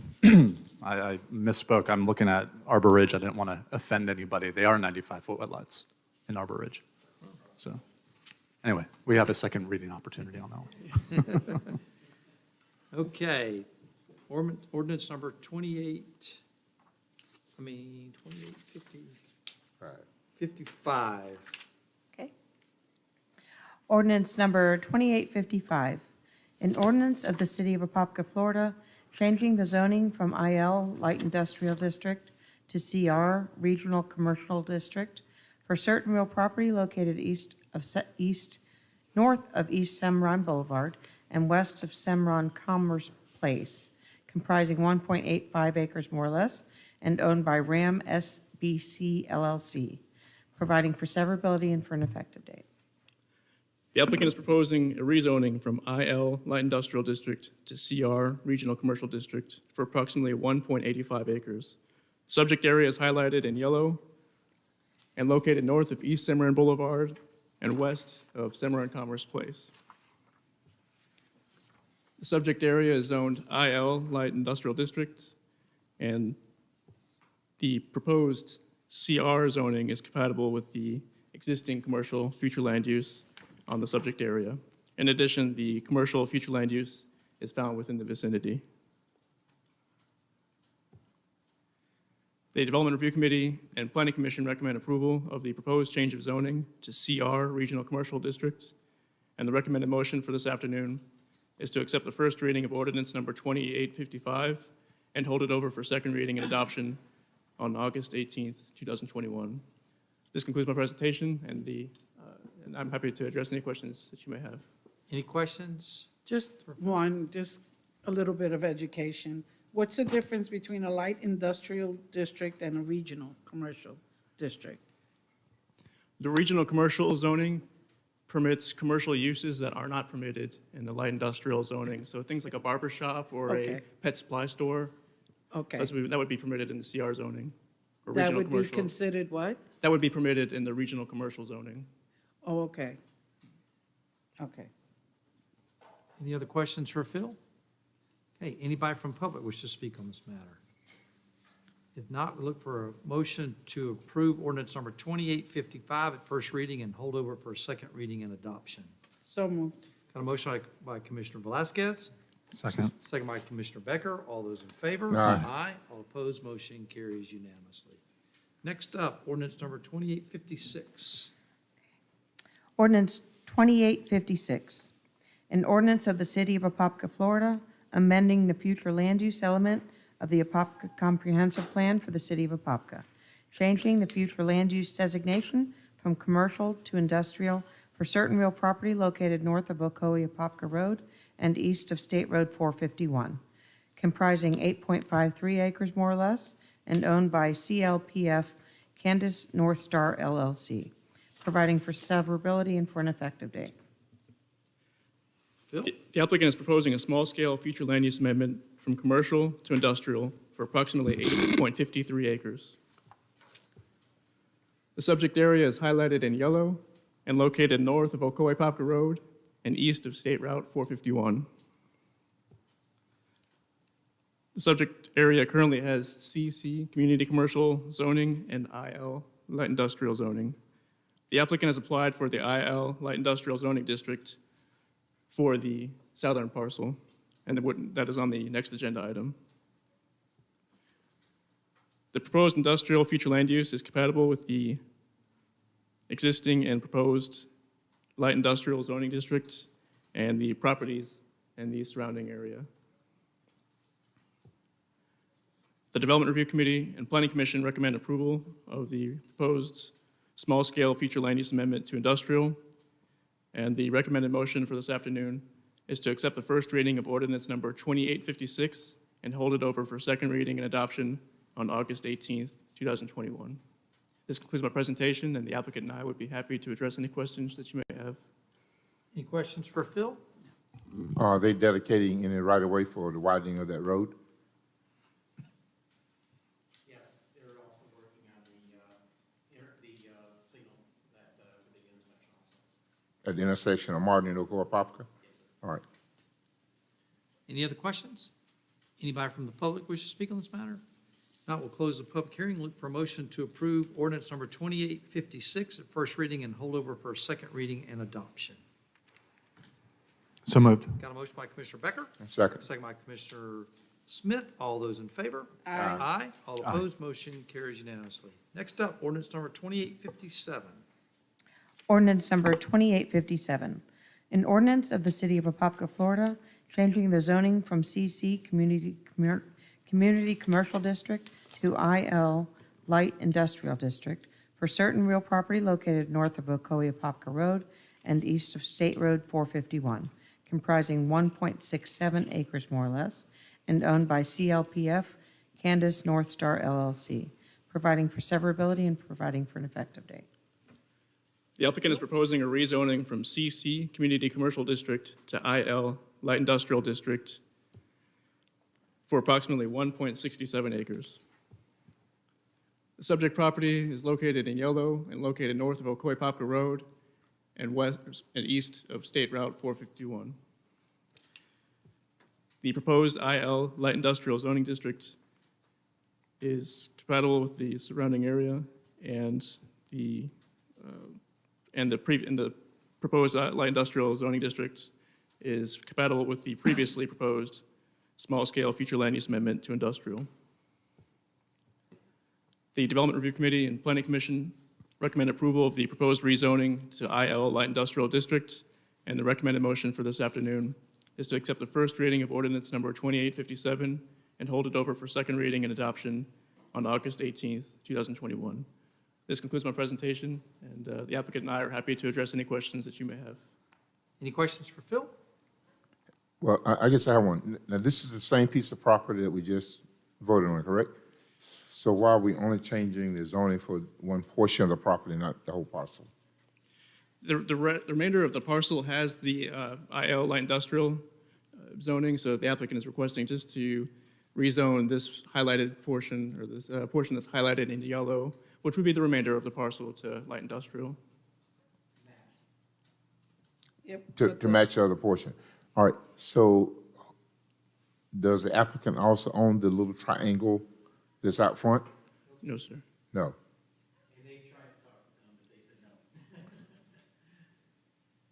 Okay, so they're gonna build around it. All right, Good, Commissioner Smith? I'm good. Okay. Okay. Anybody else? Okay. Anybody from the public wish to speak on this matter? Not, we'll close the public hearing and look for a motion to approve ordinance number 2857 at first reading and hold over for a second reading and adoption. So moved. Got a motion by Commissioner Becker, Second. second by Commissioner Velasquez. All those in favor? Aye. Aye. All opposed? Motion carries unanimously. Next up, ordinance number 2863. Ordinance number 2863, an ordinance of the City of Apopka, Florida, establishing a temporary moratorium on the review and consideration of applications for approval of small box discount stores throughout all of Apopka, providing for purpose and intent, providing for accepted development, provided for the duration of the moratorium, providing for one possible time extension, providing for an administrative remedy to assert vested rights, providing for severability, providing for non-codification, and providing for an effective date. Michael? Good afternoon, council members.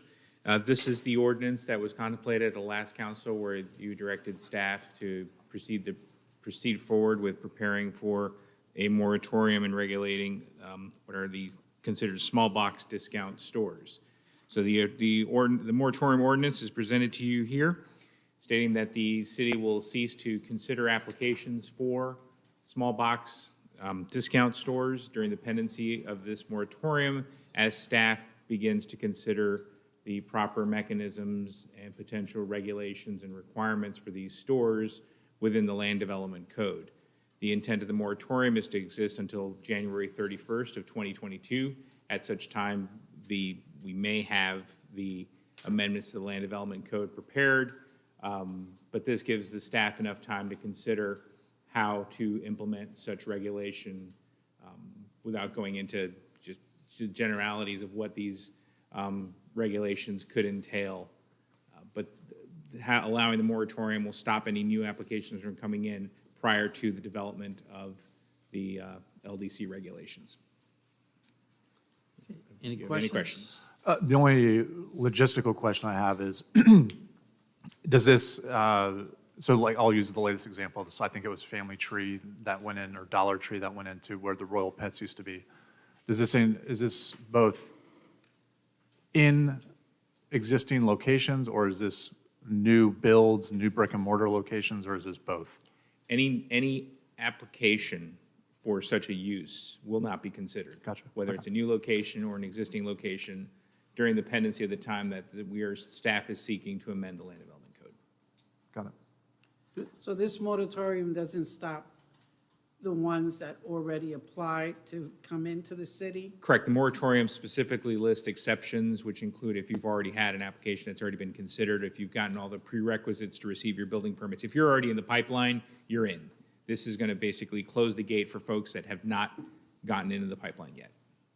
Do we have any dollar stores that we already don't know of that are planning to come in before this? Do we have? I don't have an answer. Oh, okay. We don't? Okay. Okay. So the ones that we see with the little signs, dollar store, soon to be here, those already, Are in the pipeline. The only two that are in the process right now are the ones off of Rock Springs Road and Tanglewild by the Beaumont Park and the Dollar Tree. and that's the one that's next to the Dollar General store? Yeah, I believe it's like a. So we're gonna have the Dollar General and the Dollar Tree? Okay. That's the one that just didn't make sense to have it right next to the Dollar General. So it's too late. One's Dollar Tree, the other one actually can charge More. And so, These are the things that staff will be considering when amending the land development code, Yeah, spacing because why would you put a requirements. Dollar Tree next to a Dollar General? I mean, I guess when you consider it, to have two stores that function the same way, why would you allow them to be next to each other? I can't substitute my judgment for their Yeah. business judgment. Okay. Mr. Becker? no, so post this vote, then it's a matter of staff working through language that would come back to us. Is that, and obviously, we're not going to wait until January for that to come to us, but I would assume over the So, no, next we'll begin to couple work on months. those. Yeah, okay. Okay. All right, anybody from the public wish to speak on this matter? Not, we'll close the public hearing and look for a motion to approve ordinance number 2863 at first reading and hold over for a second reading and adoption. So moved. Got a motion by Commissioner Smith, Second. second by Commissioner Becker. All those in favor? Aye. Aye. All opposed, motion carries unanimously. All right, city council reports. Mr. Becker? Yeah, just real brief, just by way of my board membership for the Lake Apopka Natural Gas District, we had the American Public Gas Association Conference out in New Mexico last week that I attended with Commissioner Aerosmith as well as a couple of the contingent from the district. I would like to put something on paper and distribute to the rest of the council just to let you all know of what the industry is doing. And obviously, natural gas in general is under fire these days. Cities out in California are doing total bans of natural gas consumption, development use, and that sort of thing. And I guess what people don't realize is, under the Biden administration too, they're trying to go heavily into the electrification. But a lot of people don't realize that a lot of the electricity that's provided is created, generated using natural gas to the tune of, I think, over 50% at this point. And it's a clean fuel, it's a reliable fuel. So it was really interesting to hear just some of the headwinds in terms of legislation, potential legislation that's going to potentially hit the natural gas market. So I'll put together a recap and let you know of how that all operates. The district itself is in great health, doing well. I think I think we're still trying to find ways to get developers to buy into it. You know, there's certain home builders like Meritage and such that don't use it at all. But really trying to get some of these developers to use it because it's just such a reliable energy source for them. And then the only other piece, housekeeping thing, is it possible to get the sign at Kitland Nelson removed? It's still, that July 4th sign's still up. Yeah, we'll get it down. Okay. You should see the new one getting installed any day. This The new brick monument signs that we're gonna have. Oh, okay. So then we'll be- Yeah, just the But I know it's- papers, the banner, we'll or get the, that down. yeah. So that's it. That's all I had. Commissioner Smith. I just want to ask, I guess, Mr. Hitt, we keep talking about the mixed use at the Keller Park interchange, and I just want to know if there's any commercial development on the horizon of being presented. We're approving all this housing development, so. Nothing yet. All right. Commissioner Velasquez? Just wanted to say, I mean, was a busy last 2 weeks with different events around the city, which I gladly and enjoyed supporting, which was the VFW, the 50s and 60s, the chamber event that they had over at the Hilton Garden Inn. That was a lot of fun. We also did a lot of chamber events. So I'm really happy that the chamber is kind of going out and highlighting our different small businesses and certainly celebrating them. So it's something that I hope that, our commissioners, I know it's kind of hard because some of them are after hours, some of them in the morning, but it's a good thing for us to really support our small businesses in the city. And also, I just wanted to say a special thank you to the Public Services for taking down the tree on Christiana. It's gone, and we appreciate that, and so does the community there, because they had so many concerns. So that's basically it for now. All right. Edward? I just have one item, and you have this sheet in front of you. So this is the sales tax financial report again. As you can see, for July, for the month of July, it's a little over $914,000.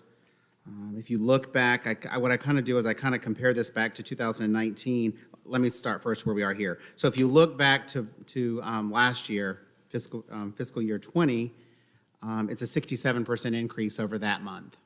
So you can see we've recovered quite a bit from last year to this year for the same month. But I went back and looked at FY19 as well, just so we could kind of see how that's comparing. And it's about a 1.5% decrease over fiscal year 19. So we're still operating less than we were in fiscal year 19 here in fiscal year 21. So just, I think that's kind of an interesting fact to keep in mind. And then, as you can see overall, in the current budget, we have a variance of approximately a little more than $600,000, or 6.3% less than what we've actually budgeted. Again, we still have a couple months yet to go, so hopefully those will be good months, hope. And that number will come a little closer to our budget number, and that will be a big help. So, but anyway, I think it's important to keep up to date on this so we can see how these numbers are coming in. And then the state has not released their new numbers yet, but I'm hoping within the next week or so. They're supposed to release them before September, so hopefully in the next week or so, we'll figure out where they're going to land with those projections as well, which I know right now with everything that's going on, I'm sure they're redoing their numbers and looking at everything. So I think it's important to keep this in mind. On the budgeted, the actual collections in the budget, is budgeted a year-to-date budgeted or overall annual budgeted? The budget number is overall what we budgeted. That's a projection. Any other questions for Edward? Okay, thank you, Edward. All right. Michael, anything else from you? Nothing to report. Okay. All right. Josh from Solid Waste was going to come do it, and I said, I can, just a couple of slides, I ought to be able to wing this one.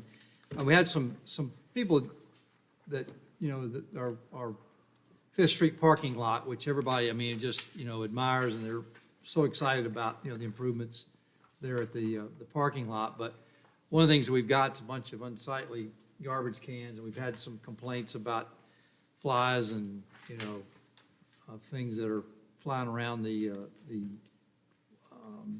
the containers. And so Josh came to me and says, hey, there's a new system out there that's kind of semi-buried trash cans that we could install along the parking lot, which would be much less obtrusive, that they're basically just high enough out of the ground where the forks can pick them up. And so what he's done is he's strategically, you can see some of the areas where we would put these trash cans, and for the tenants around or the owners around the parking lot, they'd pay their normal fee for the garbage pickup, but we'll be able to keep these things in a much more sanitary, much more aesthetically pleasing way. So this is kind of his thought as to where we'd put them. The next slide will just kind of show you a garbage truck that's picking it up. So you can see that right to the top of the kind of round can goes underground, and then the just a piece above that's just high enough where the forks on the sanitation truck can pick it up. So just a much cleaner, nicer way to kind of dress up that parking lot. So he thinks within the budget of the sanitation, they'll be able to take care of this. The folks around the Fifth Street parking lot will not pay any more for their garbage pickup, but will, I think, add some value to that area. So just wanted to bring that to your attention. Any questions? No, that's good. Yeah. Next up, Rock Springs Ridge. It's an ever-moving target. I know y'all have a board meeting tonight. I'm supposed to meet with a couple of HOA board members and the golf group folks tomorrow. You know, we'll see where this thing goes. I can assure you that Michael sent out an email to the HOA. They want to get us engaged in some kind of a loan program. And I can assure you, as the mayor and under counsel from our attorney, we are not getting we're not loaning anybody any money, a private entity, so that's up to the Rock Springs Ridge residents. They want whatever deal they want, that's for them to decide, and we, if we can help facilitate it, but we are not going to be on the hook for any kind of loan program, any kind of bond program. And so we made that, I think, abundantly clear, but it obviously keeps coming up. And so hopefully they'll be addressed tonight, and we'll see what tomorrow brings as well. So, I mean, we've spent for the last 3 to 4 months this land swap. Yeah. And then, I mean, literally overnight. Yep. Now there's signs all over Rock Springs Ridge that says to sell an HOA parcel for money for the course. And at the last council meeting, I did ask the HOA president to send a letter to the residents. So now he's done sort of a switch where, are we still doing the land swap or we're not doing the land swap? And Commissioner, your guess is as good as mine. I don't know. I wish I had a good answer for you. That's what I'm saying. It keeps the ball keeps moving. So I don't. I inform you when I know something, and every meeting I'm have with these folks, something changes. So I don't mean that. No, it's just the way it is. So, I mean, is the golf group going in a different direction? I mean, where does the golf group fall into all of this? I don't know. I think they've invested money in, I don't know what kind of planning, on the properties on Harmon. They would still like to do that deal, but I don't know whether they'll be willing to take the property that you may or may not sell. I don't know. So now, today, when I had a discussion with our attorney, Yes. it was my understanding that when we have a piece of property that we want to sell, we necessarily don't have to put it out for bid, that we can choose to sell it on our own. but I mean, At the appraised value, which is the appraised value that we have on the two pieces on Harmon, we have that appraisal. all right, so we are not obligated to put it out for bid. No, as I've stated before, there are no statutory requirements for cities in the disposal of their properties to put items to bid. The statutes are silent. The Attorney General's office has opined that cities have the discretion to dispose of their property in however mechanism they wish to do so. If they want to put it up for bid, if they want to hire a broker or a realtor to list the property and sell it as if it's any property. There is no, unlike counties where there is a requirement, cities are not bound by those same requirements under Florida statutes. It's really left to the cities to dispose of the properties as they wish. And I would suggest to you, if the council is of the mind not to do it, it's completely fine with me.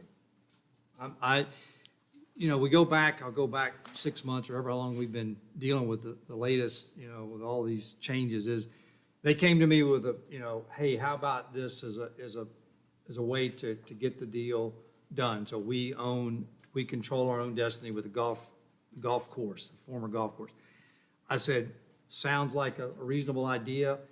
And at that point, but it's never to a point where we, the city council, would take a vote. If I would feel completely comfortable and would ask that we take a vote if that's what you want to do, the will of the council to sell the property to the golf group, if that's what you want to do. I'm not, I'm just saying what was brought to me was this, and now we're not even sure that's what the HOA wants to do. So, So my concern is now the golf group can say, we want to buy the two pieces of property that were assessed at 2.4 million. But not be involved at all with trying to swap the property anymore with the golf course. I mean, none of this is set in stone, so nothing has been determined. Okay, because my concern was, and I told Michael, was that we have consistently, the city, and I know that that when we want to dispose of an asset, we have put it out to bid. So what I want is some consistency on how we dispose of our assets. I think it would have to follow the same model as the Sandpiper property, right? Because this is what happened, right? We declared Sandpiper as surplus. We did the bid process first. We didn't like it because we didn't get the appraised value back. And then we said, hey, let's put a for sale sign on the property. And that's when we got above asking, above appraisal, and then we were able to pick and choose which proposed buyer based off of what their concept was for that property. Like, and correct me if I'm wrong, but we would have to do the same process with this piece of land, declare it surplus. And then if we didn't want to do the bid process, we would still have to, if we're being financial stewards of the dollar, we would put a for sale sign on that property too, because 2.4 is the floor that we would accept, not necessarily what the market will bear in terms of multiple bids on that property. Except that there is no statutory requirement to declare real estate as surplus property in regards to the city. The cities are allowed to dispose of their property, dispose of their real property as they wish. Okay, so in the past, during my time on council, at least that's been a formality that has been followed. Whether or not it's required or not, I guess that's a moot point. But the point being is that, yeah, 2.4 million is this idea of the appraised value of the property. But if we were to stick that onto the open market, we might have a multiple bid situation where we stand to get 3 million or 3.5 million. Just it could be more valuable than what the appraised value is. That's correct, but I want to differentiate that while not required to, if the council deems that they've set a precedent for how to dispose of real estate, then that's such. But you're not legally bound to keep that process for every sale of every real property. Sure. Because cities are not bound to those requirements. I get it. And I don't disagree with you, but the land swap we did with St. John's, we didn't get a formal appraisal on our piece on Binion, nor did we get one on their 70 acres on Lush Road. So, listen, whatever we're gonna do, we're gonna do it as a council, as far as disposing of the land. So I am completely comfortable with whatever y'all wanna do, how you wanna do it. I bring forward, what, as the ever-changing saga of Rock Springs Ridge, comes along, I bring it to your attention. That's all I can do. So, yes, I'm negotiating, as your mayor, but I'm not negotiating as the arbiter of the final decision. So, just so you're completely aware, that's will be my stance. And obviously I'm hearing second, third hand on the new issue, new offer on the table, right? Yes. Is to use this 50 acres. 51. I'm just curious, thinking out loud, there's a major gas distribution line or transmission line on that property, there's a whole boatload of cost. Overhead.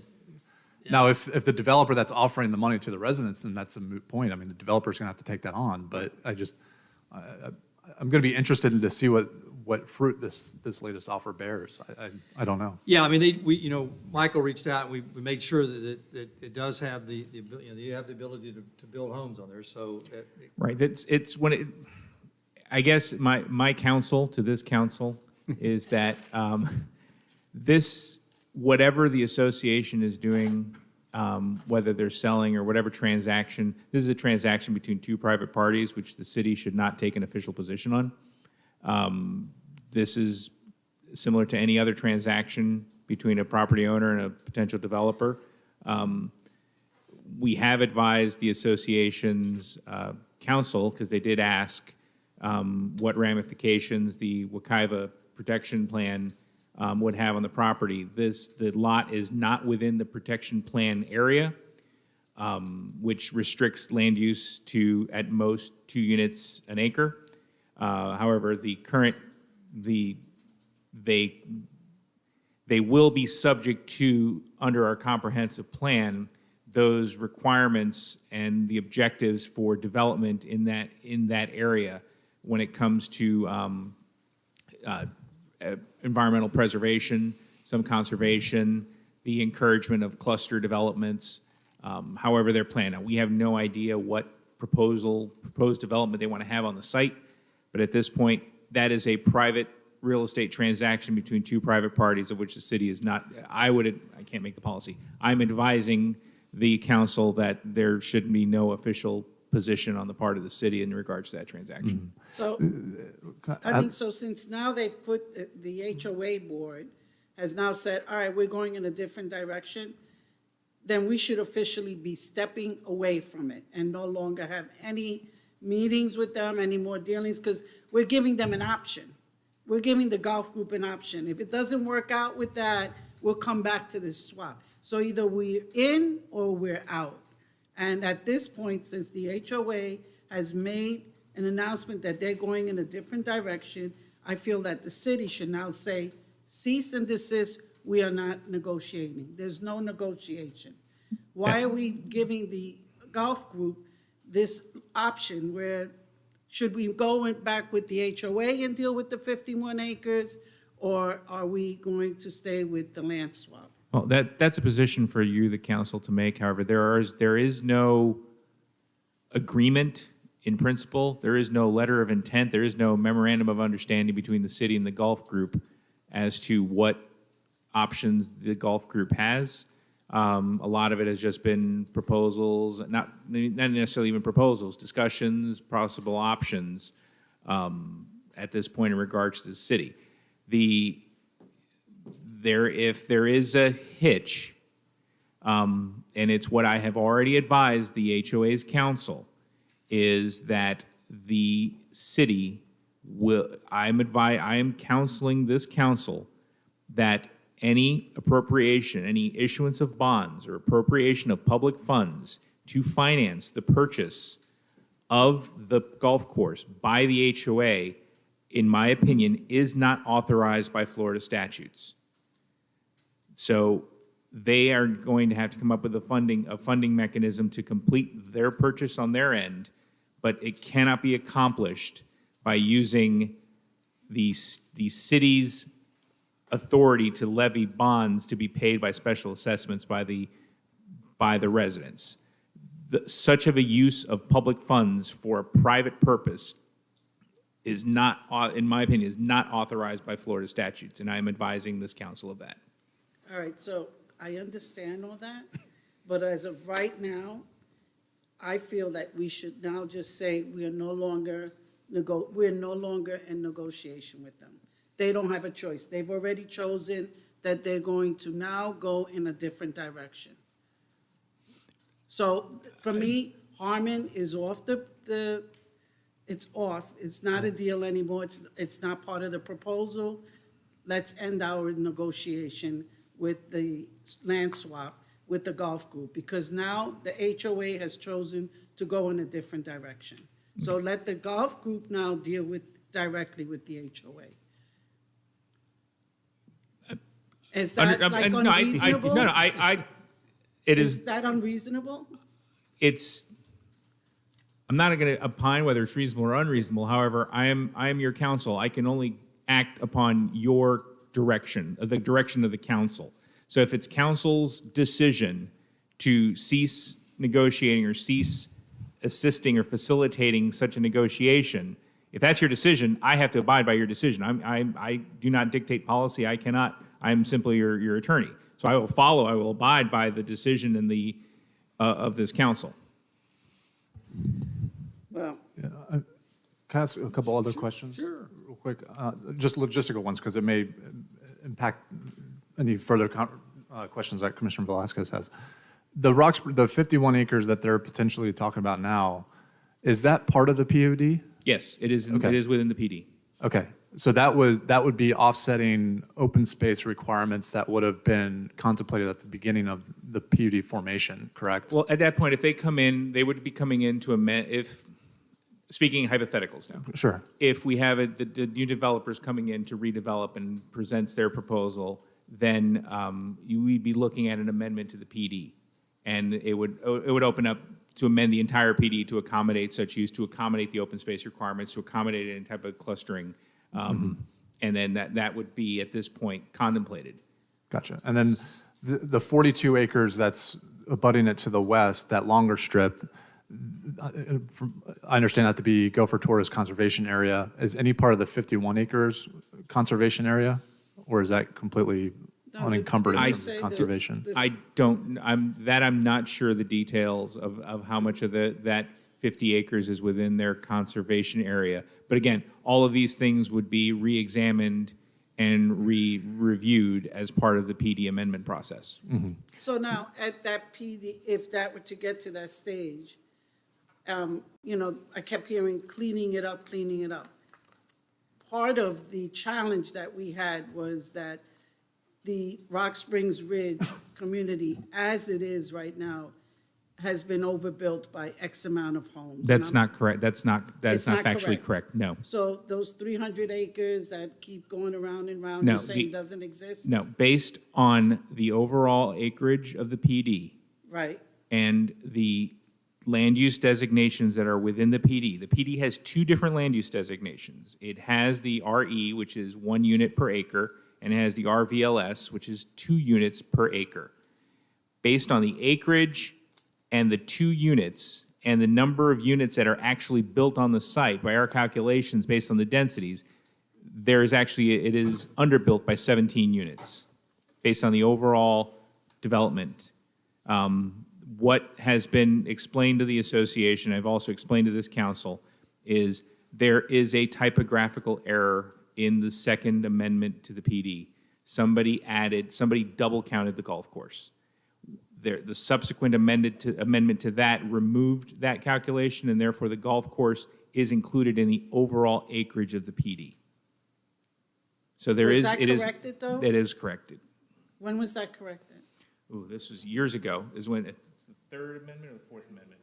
Third. Yeah, it's in the third amendment.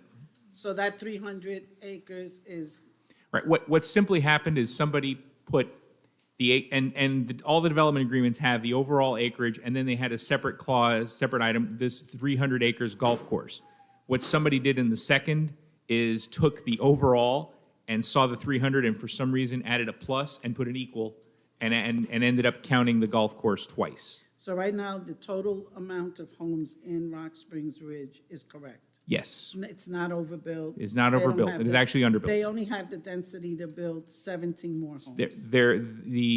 Under the PD, there is another vested 17 units. So That's the if they were to difference. come back and open up the planned development to include those 51 acres, will that change all of the? Well, at that point, if you're looking at what is back on the table is that they can come in and look to do a land use amendment in order to bring in to correct and equalize the densities. And then once you have the densities corrected at that point, then they can come in and accommodate.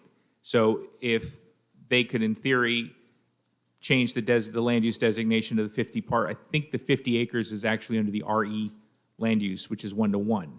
They can come in and amend the land use plan to bring that to be 2-to-1, and now your PD can be amended to accommodate that increase in densities. There can also be provisions to, there's lots that can be done in order to change the densities and still be consistent with the comprehensive plan as it is in regards to that area, and still keep it within the 2-to-1 densities that is encouraged for that area. Would that open up the possibility of them being able to extend their development into the golf course that's already there, the existing golf course? Or will it be just the 51 acres? If speaking in hypotheticals, let's say that in this hypothetical, the HOA has completed the sale of those 50 acres to developer X. Right. I think it's contingent that the HOA, and in this hypothetical, the HOA purchases the golf course from the current golf course development group.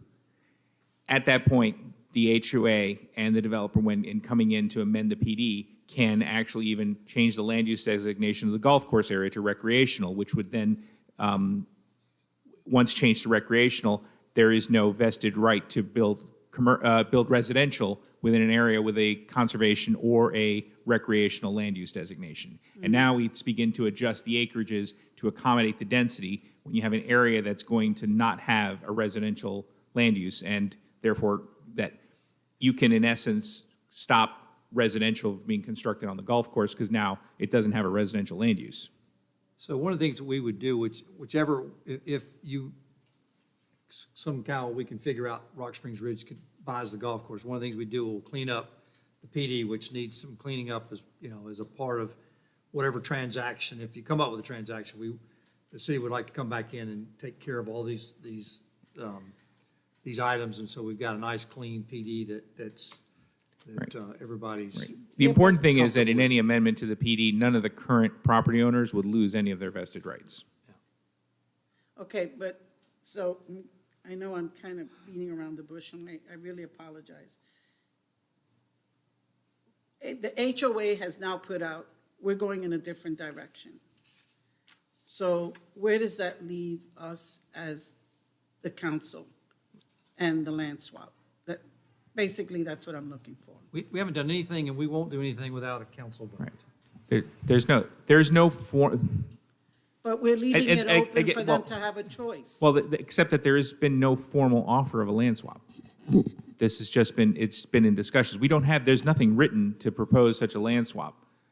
So therefore, we've just been in discussions. If at this point, this proposal has the HOA purchasing the property directly from the Della Russo Group, there really is no position for the city to take, because the sale and whatever that amount is agreed upon when it comes to the property. If the land swap is off the table, then that's going to have to be a private real estate transaction between the HOA and Della Russo Group for the golf course. It's not necessarily, without speaking out, it's not necessarily going to be tied into what as a private real estate transaction, they're going to have to agree on a price. Okay. All right. Commissioner Smith, since you're also a resident of Rock Springs Ridge, have we, Well, I guess I'm just wondering how long we're gonna kick the can down the road. I'm sure, I'm sure this is costing somebody money and time, and it's costing you time and money, because your attorney, if the HOA and the Del Russo attorney, they're, our attorney, unfortunately for us, is salaried, but, So how yes. long we gonna kick it down the road? That's my point. I mean, either we need to cease and desist or give them a time frame. Says you need to make a decision by August 31st, we're done with it. No, that's too long. Or I just feel like we're just leaving ourselves open. In other words, Nothing's open. We haven't done anything. And I we're know, not going to but- do anything without a city council approval. Okay. I don't know how I can be any more clear about that. Yeah, I think the struggle is people, ever since the amphitheater meeting, approach us nonstop. And because they think that because of that meeting, there's been some, and I'll make the point clear, we haven't taken any official action, and I don't have any real data to around any sort of proposal. So the only city-owned asset in this whole mix as it stands right now is the Harmon Road property, and that's a valuable piece of soil. And so I want to make sure that we get all that we can get for that piece of property. How that all plays out with the homeowners in Rock Springs Ridge, that's, I guess, a discussion for a different day. But if they're trying to go into a private interest, all the better for us if they can get that worked out. Yeah. So I mean, I'll go back to, we're not here because I solicited, this three-way land swap. So, it never was my intention, and nor would it ever be my intention to do a three-way land swap with anybody. That's not what we do. But I will also tell you that we've had an offer from a school, a kind of a high-end charter school that wants to buy the property on Harmon for a school site. So we've at least got one other interested party that would want the one piece on Harmon. So, I think I've belabored this about as much as I can do it. So let me go on to the Camp Weewa. I think hopefully we're good there. Camp Weewa, Lowe's has set a date of September 9th and 10th. They're going to have a lot of their associates out working on Lowe's on Camp Weewa. We're excited. I don't have a lot of details on these. I just called them before the meeting to say, hey, you got a date set, and so the September 9th and 10th. So we're going to reach out to the schools, try to get some support from our the kids that need community service hours. As I get more details, hopefully by the end of the week, we'll get it out there to you. Hope it's something you can use.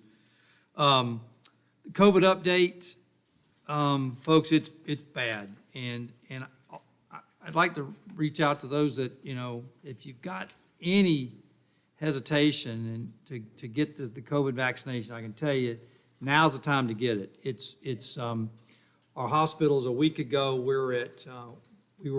Our ambulances were there 3-4 hours waiting to get somebody into the ER. We're down now to 34 minutes, so things are getting back to normal. But interesting, I've got a graph that Chief Wylam gave me, and it shows you we have had. I can confirm we at the city have had some employees that were vaccinated, but have had a breakout infection. So it is affecting people with vaccinations. But what I will tell you is, if you look at this chart, it's a graph that's got 20 blocks across and 20 blocks down, shows you the seriousness of unvaccinated versus the seriousness of vaccinated, and it's very compelling. Let's just say that 90% reduction in hospitalization and 99.9% reduction in deaths for folks who have been vaccinated. So please, if you're out there and you got any hesitation, please get the vaccination for not only yourself, but your family, your friends. It's just critical that we get this done. So please. Last up, just kind of give you a recap on Operation Best Foot Forward. We had APD out here on 5th and Park, or the crosswalk in the mid-block crosswalk, And just so you know, we had 5 warning tickets given, 5 citations given. I know we've had some questions about doing it more in some school zones. We're going to do that. And on the last note, I'll tell you is that tonight, I think the last of all the crosswalks will have been repainted. They come in at midnight and paint, so Wolf Lake Middle and Elementary, their crosswalks will be completed tonight. Hopefully have a picture. And with that, school starts on Monday for all the drivers out there. Slow down in the crossing zones, so please, please, please. And with that, close the public hearing.